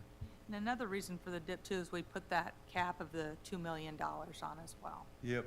So again, the questions that I think need answered by this board is this working and is everybody happy with it, or do we want to see changes? And I think some of the changes is if we have $2 million annually to spend on development grants, does it make more sense for equity reasons to give each supervisor $500,000 of development money to spend within their district on their priorities and ensure that they control where those dollars go, using the same criteria, the 50% match, using the same criteria, the capital development, using the same criteria as the eligibility? Does it make sense to keep all that criteria, but then to, for equity reasons, to allow the supervisor in each individual district to determine how that $500,000 is spent in their district? So we do have, this is kind of out of order, but it's since 2022 redistricting, all grant types as of January 1st of '23. You can see from the pie chart by district how those funds were allocated. Well, it looks like a lot of them are in District 5, which would be my district, because a lot of it's in Des Moines. And a lot of those are nonprofits. A lot of it's in Des Moines, where a lot of the need is. Projects bigger capital projects that are underway. Correct. in each district. So I don't think that'd be a fair statement. Right. And keep in mind, this is not just the development. This is betterment, sponsorship, and development. Correct. And additionally, keep in mind that we had this conversation that sometimes the impact of these projects is felt cross district lines. Yep. So it can be a challenge. Yes, the applicant had District 5 as their headquarters of their physical address. However, that's not necessarily indicative of the impact the project The had. zoo, the science center, the libraries, the, you know, whatever the entities are, they're the bigger ones are gonna be, In Des Moines. They're all in, The- a lot of So, them are gonna be. in Des Moines. majority of the nonprofits are in Des Moines. We see most applications that are for human basic needs are out of Des Moines. Not that they don't have those issues in the suburbs, because they do, but we see a higher number of requests for that in the city of Des Moines. okay. But there's also crossover for Des Moines in the districts themselves. Correct. Right? So it's still not equitable. I mean, I think that's the point, though, like, your funding's left in Des Moines, but it's benefiting everything around it. right, but as there's Des well. Moines The in, inverse isn't there's Des necessarily Moines in true. 432, right? So, Yes, you are correct. so it's still, Not to. What's the point there? well, to say that it's, that one is larger because of Des Moines is not accurate, because Des Moines is in, I don't know how many, 3 or 4 of them? 3. 3, so.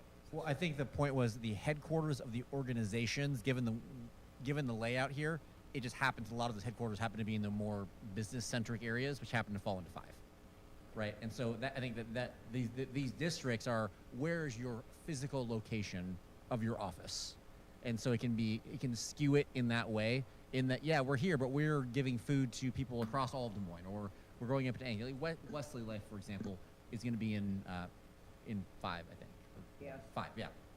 So- But they are carting food all over Polk County. So these charts represent betterment and community development? And sponsorship. Sponsorship. All 3 are represented in this pie chart. I can break it down more fully if we want, but this is representative of all grants, of all types, sensory districting. Okay.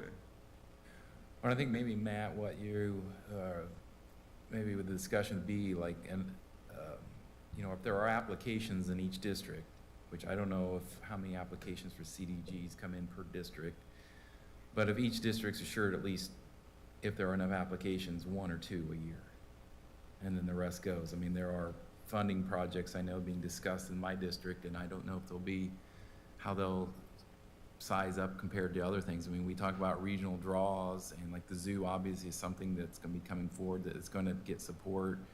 You know, various other things where they just outscore because of the regional draw of, say, a experience park in Ankeny, or they're building a new park with art and all of that, but it's not gonna draw the same amount of people as the zoo does. I mean, it's just kinda like 1 or 2 per district, and the rest can go, I mean, I guess it's, and if there isn't 1 or 2 in a district, then they're swapped off like we do with CBGs. I don't know, I'm just, I think we, I want to go back to the scorecard piece of Yes. it, because we brought up the scorecard, and if it's separated out by district, I don't know what I see the point of a scorecard is. So that's the question. Do you want to separate it by district?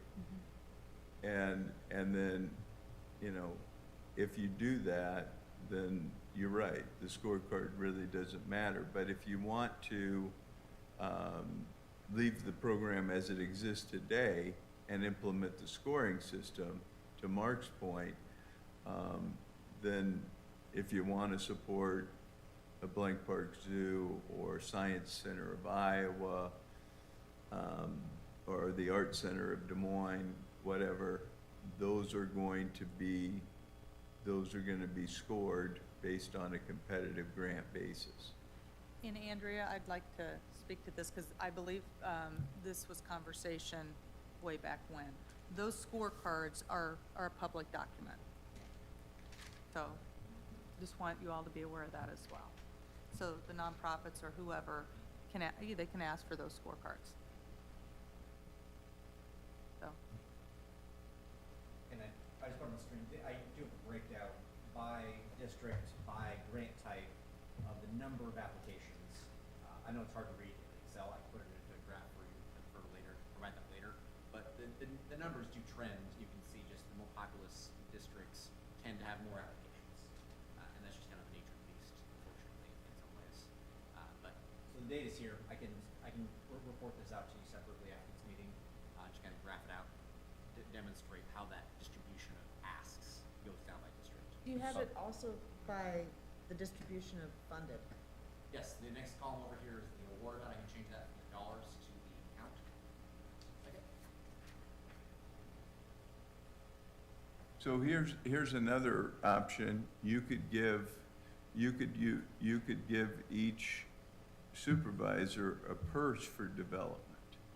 And they determine how much they want to spend on Blank Park Zoo or Science Center of Iowa or a capital development project for a new child care center in Sherman Hill, or, you know, whatever the ask is. In essence, treat the development money like betterment money, and Where you can look inside your district, but you can also you can support a also regional look, project. you can look also at the region. And I mean, I don't know that I want to create another document to be FOIA'd on the front page of the Des Moines Register every week for scoring purposes, but it's kind of a way of scoring by how much, you know, Lisa, I can get to 25,000 for that project, or I can get to 40,000, and we're subtracting that from my total of 500,000 every time. I want to jump in quick on that exact comment. That is an enhancement we've been talking about, is making it possible for you as supervisors in the application to prepend, hey, I see this one, I'm going to put 25,000 or 5,000 toward it, and you individually can enter that into the system ahead of time, and then also it would subtract from your total dollar, so you'd have a live running count in the application of how much money is left in the bucket for me for betterment sponsorship and development. So you could play with the numbers and on your own indicate how much do I want to spend on this one based on I know I have X dollars left. So you're not waiting for Lisa, because I know she's Yeah, running late. and the other thing I think that does is I think you probably drive down the average award of development grants, but you increase the number of development grants that you're doing in the county. The other thing that is helpful with what Adam's talking about is when I come to meet with you guys, if that information is inputted in and you ask me, what's Jill going to contribute to this organization? I would have that all in front of me instead of going back and forth, multiple emails. Having that streamlined, it's all right there. And then I'll have the answers for you every time I meet, so. The other thing I think it does is it forces organizations to talk to all the supervisors as opposed to just one or two or three to get their grant approved, so that they're selling it 5 times to 5 different people. And I think that if they get 5 contributions from 5 supervisors, it will probably speak to the quality of their project a lot more than anything else, right? I agree. Yeah, the one complication to keep in mind is if you don't want to exceed the maximum dollar cap, you have to be careful not to, oh, I want to give 100,000 because it's really important to me personally. Would there be some negotiation on the back end to, well, everyone wants to contribute, so we need to adjust what you're going to give. You know what I mean? Because Would that cap still be at 100? I think so. Okay, I think so, at least for now.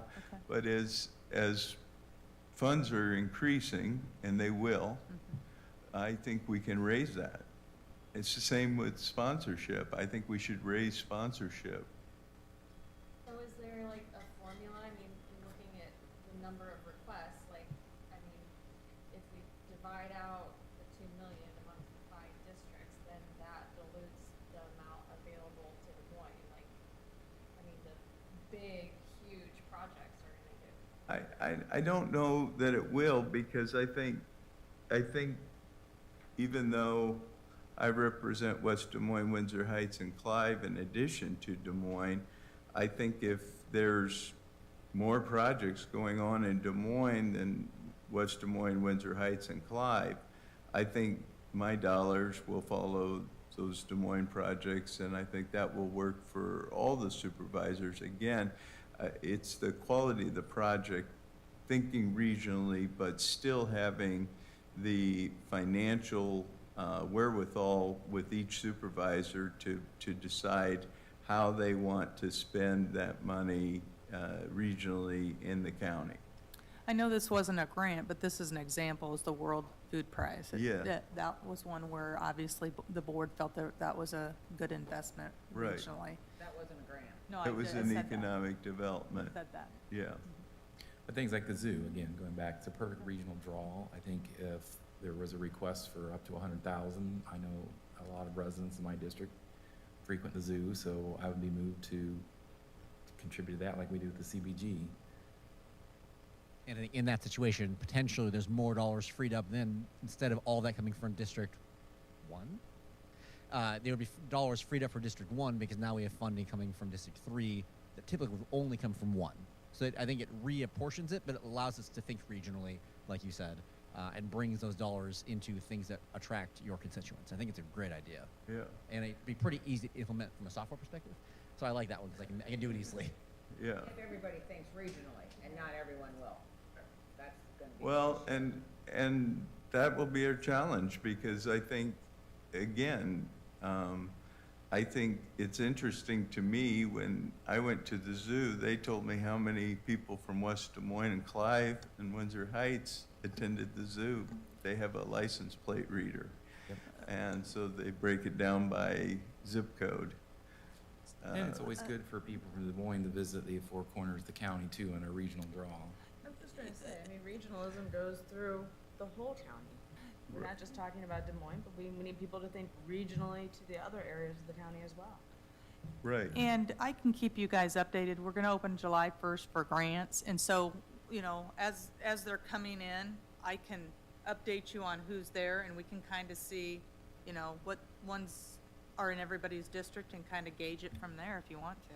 I mean, based on the numbers you had just up there, Adam, I don't think there will be probably, I mean, maybe people will be aware, but District 3 is not gonna have $400,000 request. So, I mean, I know the one that's forthcoming and On with Life, it's had one or two in the past few years, but that's, Consider and keep in mind is any kind of program like Adam's talked about, where you'd be able to gather this information on the program itself. At least in that discussions, we want to make sure that it didn't run afoul of any fire research and that the communication was good. So again, I think that, my opinion, only mine, I'm one vote, but I think the 2-year eligibility has been a good thing. I think the 50% match has been a good thing, because we're doing projects that actually get done.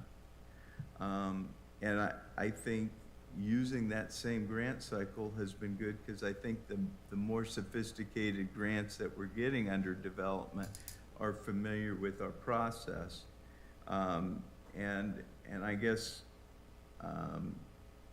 you know, I'm comfortable trying it to see how the moving the 500,000 under development for each purse, for each supervisor will work on supporting regional projects. I still think we're gonna fund great projects, because I think the projects that are gonna meet the 50% match and have that in the bank are gonna be projects that are gonna get built.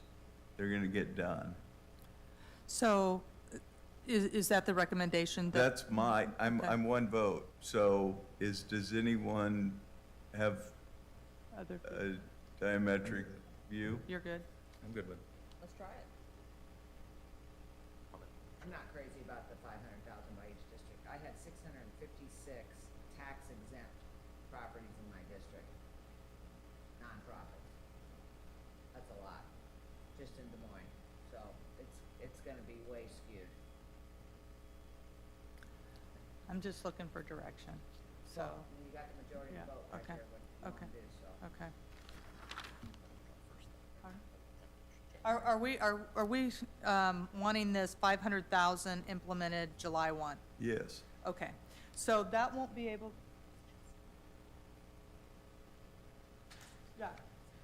Right. So it's similar to CBG and sponsorship. Yes.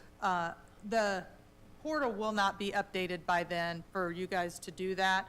That will take some time. Okay, well, we're not gonna be moving on any grants. But I can carve that out, though, Yeah. for the allotments for 500,000 for each That's fine. supervisor. The one thing that I wanted input on is cities and counties. It's been a requirement from the board that they have a fiscal agent for their projects. However, they're able to apply under sponsorship and betterment without fiscal agents. Under development, I think it's important that the cities or or school districts are able to come in and apply on their own and not have a fiscal agent. They're the owner of the project. They are the ones hiring the contractors. They're the ones paying the contractors, and I'm not quite sure why they need a fiscal agent. Right. So I'm hoping that you would consider that. I would consider that change, yeah. And there's no objection from legal on that, Andrea? 2,500,000. Yes. So 400,000 each, or do you want to change it to 500,000? Wait, Uh, he said 400,000. Yeah, 500, yeah. oh, 400, ooh. 400 per. Mhm. Yeah, it'd be 400. So it'd be, we'd go to 500 each, Okay, So you're increasing it? By an additional, yeah, yeah. okay, as long as funding's okay. So without the fiscal agent, legal has no objections to that? All right, sounds like a good idea since they control their own projects. Yeah, Right.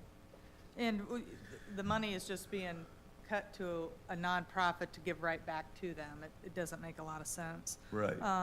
And so we're going to raise the 2 million? Yes. Okay. Raise it to 2 million even. No, No, 2.5 2.5, million. yeah, Right. yes. Been working with the county attorney on updating the legal agreement. We'll be sending that out for your review as well. And we have updated the community development grant guidelines. The sponsorship program. So this is designed to provide financial support to nonprofits for events, festivals, and galas. There's currently 2 cycles, December 1st through February 28th, and July 1st through August 31st. The award range is 500 to 5,000. Each supervisor has been provided 55,000. This has been kind of a moving thing for allotments. The average grant in 2024 for sponsorship was $2,793. This is where we're really seeing a huge influx. So it was 5 times the amount of funds that were requested that we had available.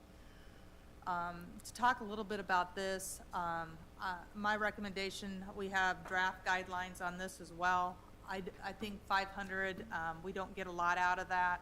I think we should have the starting point at 1,000 to 5,000, so we can try to get some level of recognition at these events, tables, those type of things. I don't know that the investment, is there if you're just doing $500. Not to say that that's not important, but we're not getting any of the benefits out of that. The grant reports are due 90 days from the time of the event. So streamlining the overall process. My recommendation is to implement formal sponsorship guidelines, remove the cycles so that they're open-ended, base this on the fiscal year. To facilitate operational efficiency, I would suggest that they apply 90 days in front of their event so that we have time to take a look at the benefit levels. The media team has time to, get the ads ready or whatever, videos or whatever. That gives them a period of time, just for overall efficiency. The reporting deadline, it's currently 90 days after the event. We chose that time frame because it's a good, it's good spacing between the other grant programs for the reporting. Each organization will only be eligible, as we currently have, for 1 event per year.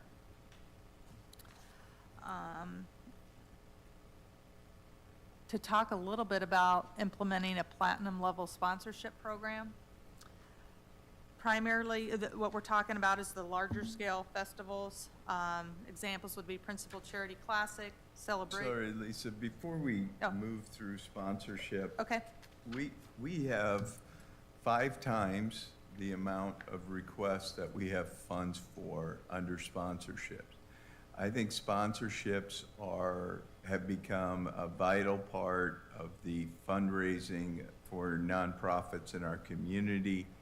And this is where I'd like to see us increase the amount of funding that we make available. We're currently at $55,000 per supervisor. I think we could easily go to $100,000 per supervisor. and I do have that down. Okay. That's my recommendation, to increase the allotment for each supervisor to $100,000 per fiscal year. Yep. I think that's reasonable. Ties in with platinum sponsorship. Yep. Ties in, but No. I didn't know that at all, just totally separate.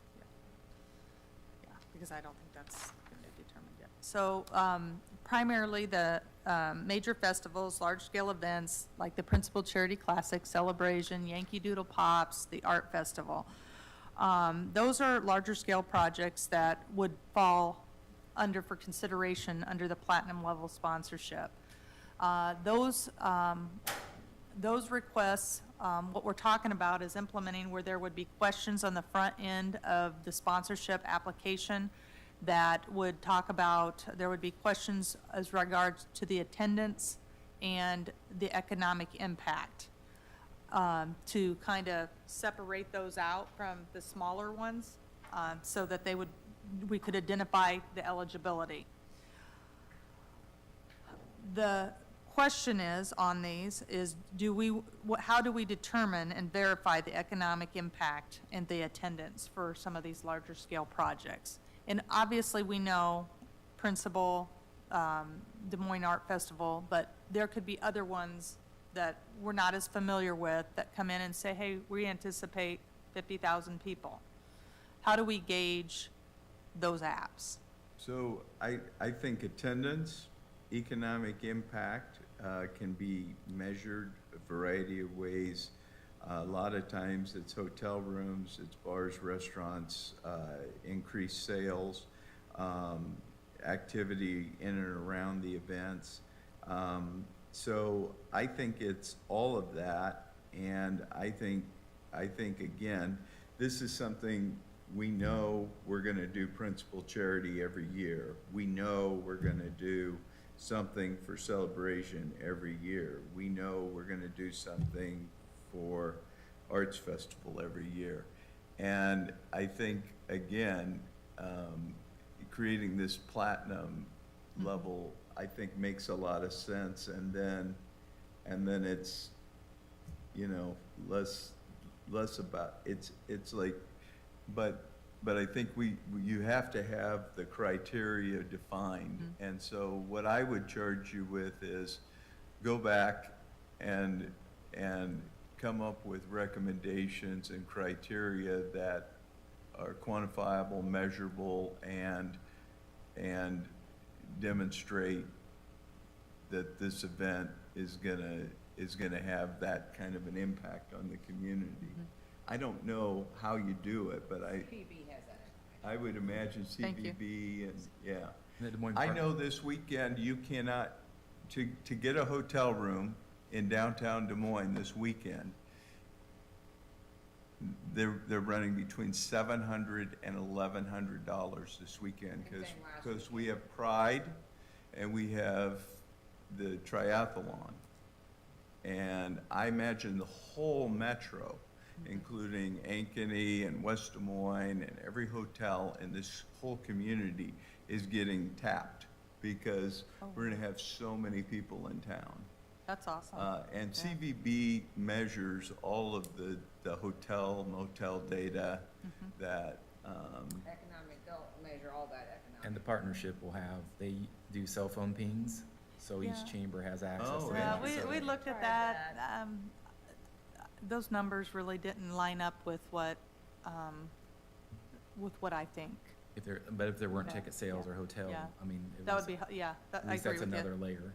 And I imagine hotels, I imagine they're monitoring restaurants as well, dollars spent in restaurants, just generically, like, Right. like Chintro's gonna be slammed, you know, in downtown Des Moines, so that kind of, I couldn't get a reservation tonight. We're going to Hamilton, we couldn't get a res at Chintro, so yeah, they're busy. yeah. Well, that's good. Under this program, there would be resolutions and legal agreements due to the level of the dollar amount. So we would handle those like we do community development grants, Yes, so. And would you also put the requirement, and I know this probably sounds obvious, but they have to be in Polk County, so in case something crosses over into Warren County, Indianola, or something close by. Absolutely. Are you talking the event in Polk County? Because some of these organizations may The be event. ordered out of Polk County, but the event has happened in Polk County. Right, I think the event Correct. has to happen in Polk County. Okay. Talk a little bit about your thoughts on what would this look like for allocation? And would that also be similar to the other sponsorship program where it's per supervisor? yeah, I don't think so for sponsorship. I think sponsorship should be treated, I mean, I think for these major events, I think it should be treated as you know, as almost like the standing appropriation, but you still have to meet the criteria, you still have to apply, you still have to do all these things, but if you've done all that, and then I think we need to work with our budget director based upon what our past spending has been to determine what our budget's gonna be and build a budget for these items. Okay. So, I mean, that would be my recommendation. I think that way then, because what organizations want to know, I felt so bad about Art Festival this year. They missed the deadline, okay? They've applied how many years and never missed a deadline. They missed the deadline. We held their feet to the fire. You know, again, I think that, I think this gets to that, it gets to that issue as well, but, I mean, I think we have a history here that we can easily look back on, and I think that's what our budget should be. Okay. And so this would be more regional? Yeah. So kind of like how the development is Right. today? Yeah. Okay. But let's just say, next year, say, 10 corporations wanted to do something that's never been done in Des Moines and have a Grand Prix race through the city of Des Moines. I'm just saying, it's been done before. Right. That's something we could look at based on the criteria. And if they wanted to have a Grand Prix race through downtown Des Moines and we wanted to support it, we could add something like that under this kind of a program. So, would the board be open to implementing this in January of '26? And the reason why It's going to be a challenge. This is a great idea. It is going to be a challenge to implement from a software perspective because it will require some significant changes to the current how applications are submitted, accepted, processed. And we are a little light-handed. We're short a developer. We just had him put on us a week ago. So until we can fill that position, I'm going to be strapped for resources and have already kind of committed to projects through the Sure. the fiscal.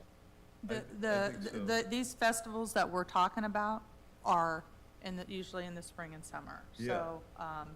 So I if we think- roll it out January 1, Yep, that would give Andrea and I time for guidelines. It would give him time to get his adjustments made to the portal. yep. Um, I think that's fair. I mean, I think we want it to work, we want it to be defined, we want it to be communicated to our, you know, to the principal folks, to the art festival folks, to the celebration folks. So I think that's a good way of doing it. Other topics, the Veterans Coat Drive. Typically, the board determines, our Veterans Department has an annual coat drive, and the board usually gives approximately, I think it's 10,000 per year. And they don't come in and apply. That's something that they come in and request, and it's provided to their budget. It comes out of gaming money. Is that something you want to continue to do, and do you want Yeah, that to be yeah. the same process? I think just having a line item for Veterans Goat Drive, a line item for, you know, the holiday program as well, then we know what our budget is, and we're looking at that.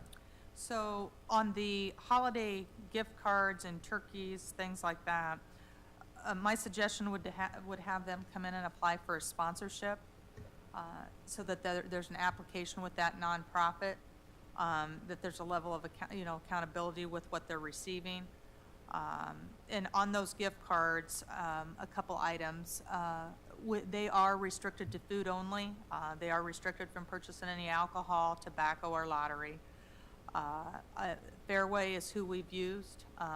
They're very easy to work with.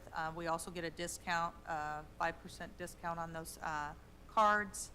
Also, I have had Fairway do a tracking system on those cards so that we're able to assess how much money is being used. So I'll provide that information to you guys as well.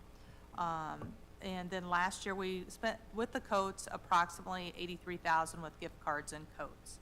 So I didn't know, do you want to keep that around the 100,000 range? I think, yeah, within that range, that's fine. So that would be separate from any of your funds? Yeah. Yes. Okay. And here, we're just kind of looking at historically, since 2013, which is about as far back as the software application goes, the total awards have been $34,700,000, while the asks have been $70 million, almost $71 million. So you can definitely see that the needs or the requests far outstrip the available funds, but I think you've done a good job of directing these funds to high impact programs across the community. But this is very clear that there's always going to be more asks than the money available. We already talked about this pie chart quite a bit. Again, it is difficult because it's where's the organization headquarters, and a lot of these programs have cross-district impact. Right. So it's a challenge sometimes. You look at this, like, why is 5 so big? Well, a lot of these organizations are headquarters out of Des Moines, and a lot of the organizations in Des Moines have cross-district impact, right? Like I said, Wesley Life is in 5, but those meals are being brought all in Polk County and even Right. beyond. So I think it can be hard here to really assess the impact that we're having. But also it's hard for the supervisors in those districts because oftentimes in District 5, you have the same amount of money available for the spending as everyone else, but you're going to have a lot more asks. So that can definitely be a challenge with some of those districts, for sure. Yeah. And then I really wanted to quickly just talk about the portal itself, which I hope you've all seen before, is one of the examples of a really good partnership between Polk County IT and the board office. We have a team of developers, right now 3, usually 4 developers that have worked on this for a number of years. It's a really good example of how we can evolve and make the product better over time. I think it's a good example of how IT in Polk County can really lead the way and make it easier for not only internal use, like Lisa, but also for our applicants. We try to make it as easy and painless as possible for the applicants to get these applications done and try to make it as seamless as we can. We've already talked about most of the enhancements that are on this list, platinum sponsorship and the changes to the cycles. The outreach and data enhancements have been briefly touched on. The grant reporting enhancements, I know we've talked briefly about how can we make it easier to know what happened previously and how to get that out faster and easier for the grant reporting. So we're going to work on that. The contribution amount tracking was what we talked about, making sure it's one directional, making sure it meets Chapter 20 laws, but I think it's a good tool for all of you to keep track of, even if just for yourselves, what do I have left? What have I already committed to? Do I need to change it up? And then make it easier to find stuff in the search enhancements. If you ever have suggestions about how to make it better, feel free to reach out. That's why we're here. We want to make it better. We want to make it easier, not only for you and your use, but also for the public. So if you hear feedback from the public, please let me know. I'm going to be putting a survey, a Microsoft Forms survey on like the completed grants. So if they have feedback after they're done, hey, click this, provide feedback, so you can give real-time feedback to us, and we can make the program better as feedback from the public and from the applicants. I do just want to say, if I could, Lisa, I appreciate all your work on it. I've sat down with you on a couple of enhancements, and, you know, just adding a column or doing it, I mean, it's very helpful for us, and I really appreciate it. The only feedback I have is occasionally we run into the person that does all the work, submits, they think they submit, and they don't submit. Is there any like success pop-up screen we could give them so that they know if they haven't seen success fireworks and bangs and flashing lights, that they haven't really submitted it? There are two pieces to this, and I've seen it, I've lived it, I've helped customers with it. There's, on the individual page, if they've entered data that doesn't meet the formatting requirements, like they've got weird special characters, they put letters in a number field, it pops with a red bar saying, hey, you have to fix this. Okay. If they don't see that, and then they just close it, it didn't save. Because you can't save it without completing the error problem. So I think we'll try to do a better job of alerting them before they navigate away when there's an error on the page. That's the most common scenario is they thought they hit save, but there was a problem. And there is a message when you go to the next page, they just think it's done and it wasn't because they missed a required field or they put invalid data in a field that it didn't work for. So I think we can do a better job of trying to communicate that and make it a little bolder and brighter.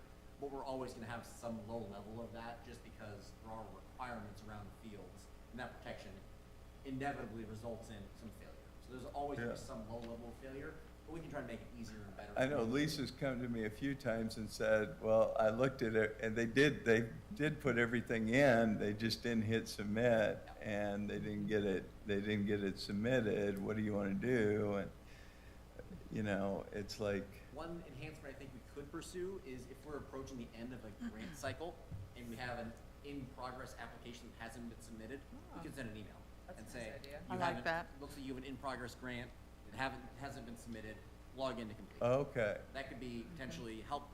I mean, if they don't read their emails, that's not going to help them. Yeah. But potentially catch some percentage of that. Yeah. It's just I easy. know if I'm shopping online and I put something in my cart and forget to check out or decide I didn't really want that, I'll get an email. So, We could do that. so that kind of a reminder would be helpful. Yeah, I can definitely Yeah. do that.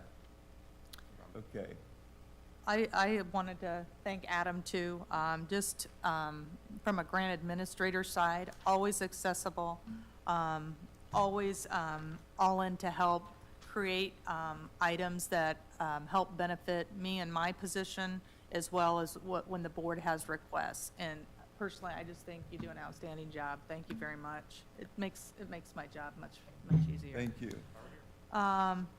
The next slide, like I said, community outreach, I think it's important.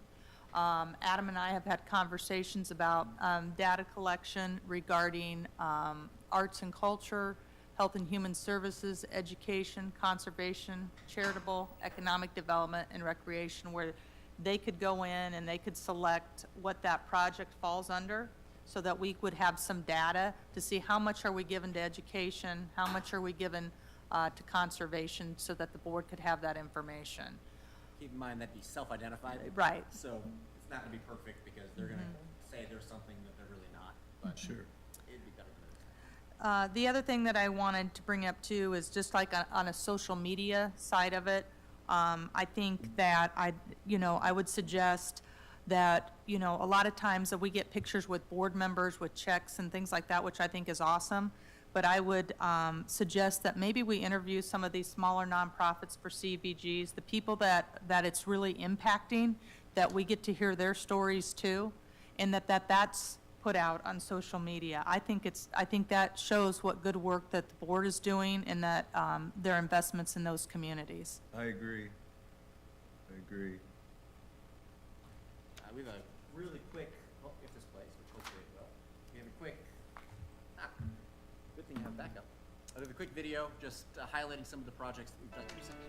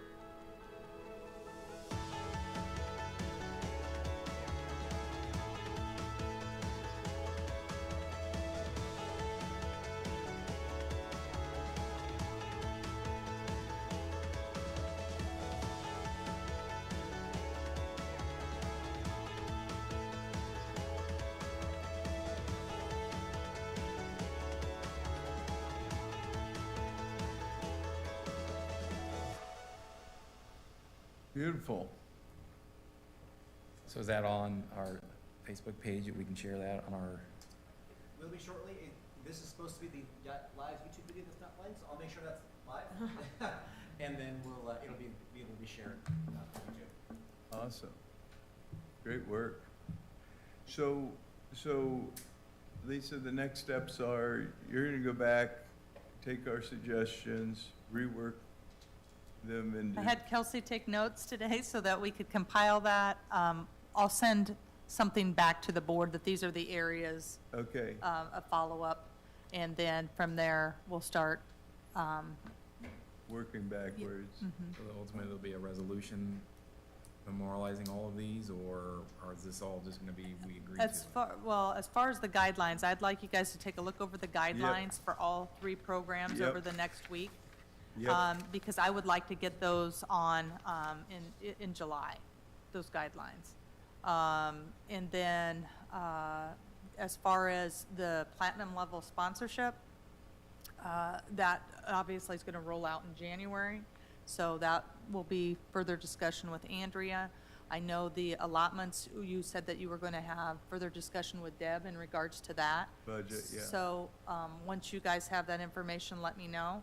As far as the, development, we might need, do we need to, no, we wouldn't need to update the guidelines regarding the allocation for the supervisors. So that's just something I can handle, internally and make sure that that happens starting July 1.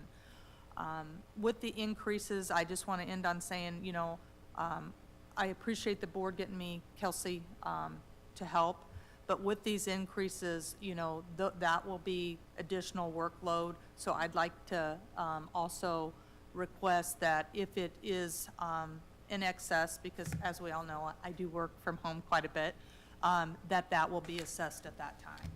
Yes, Thank you.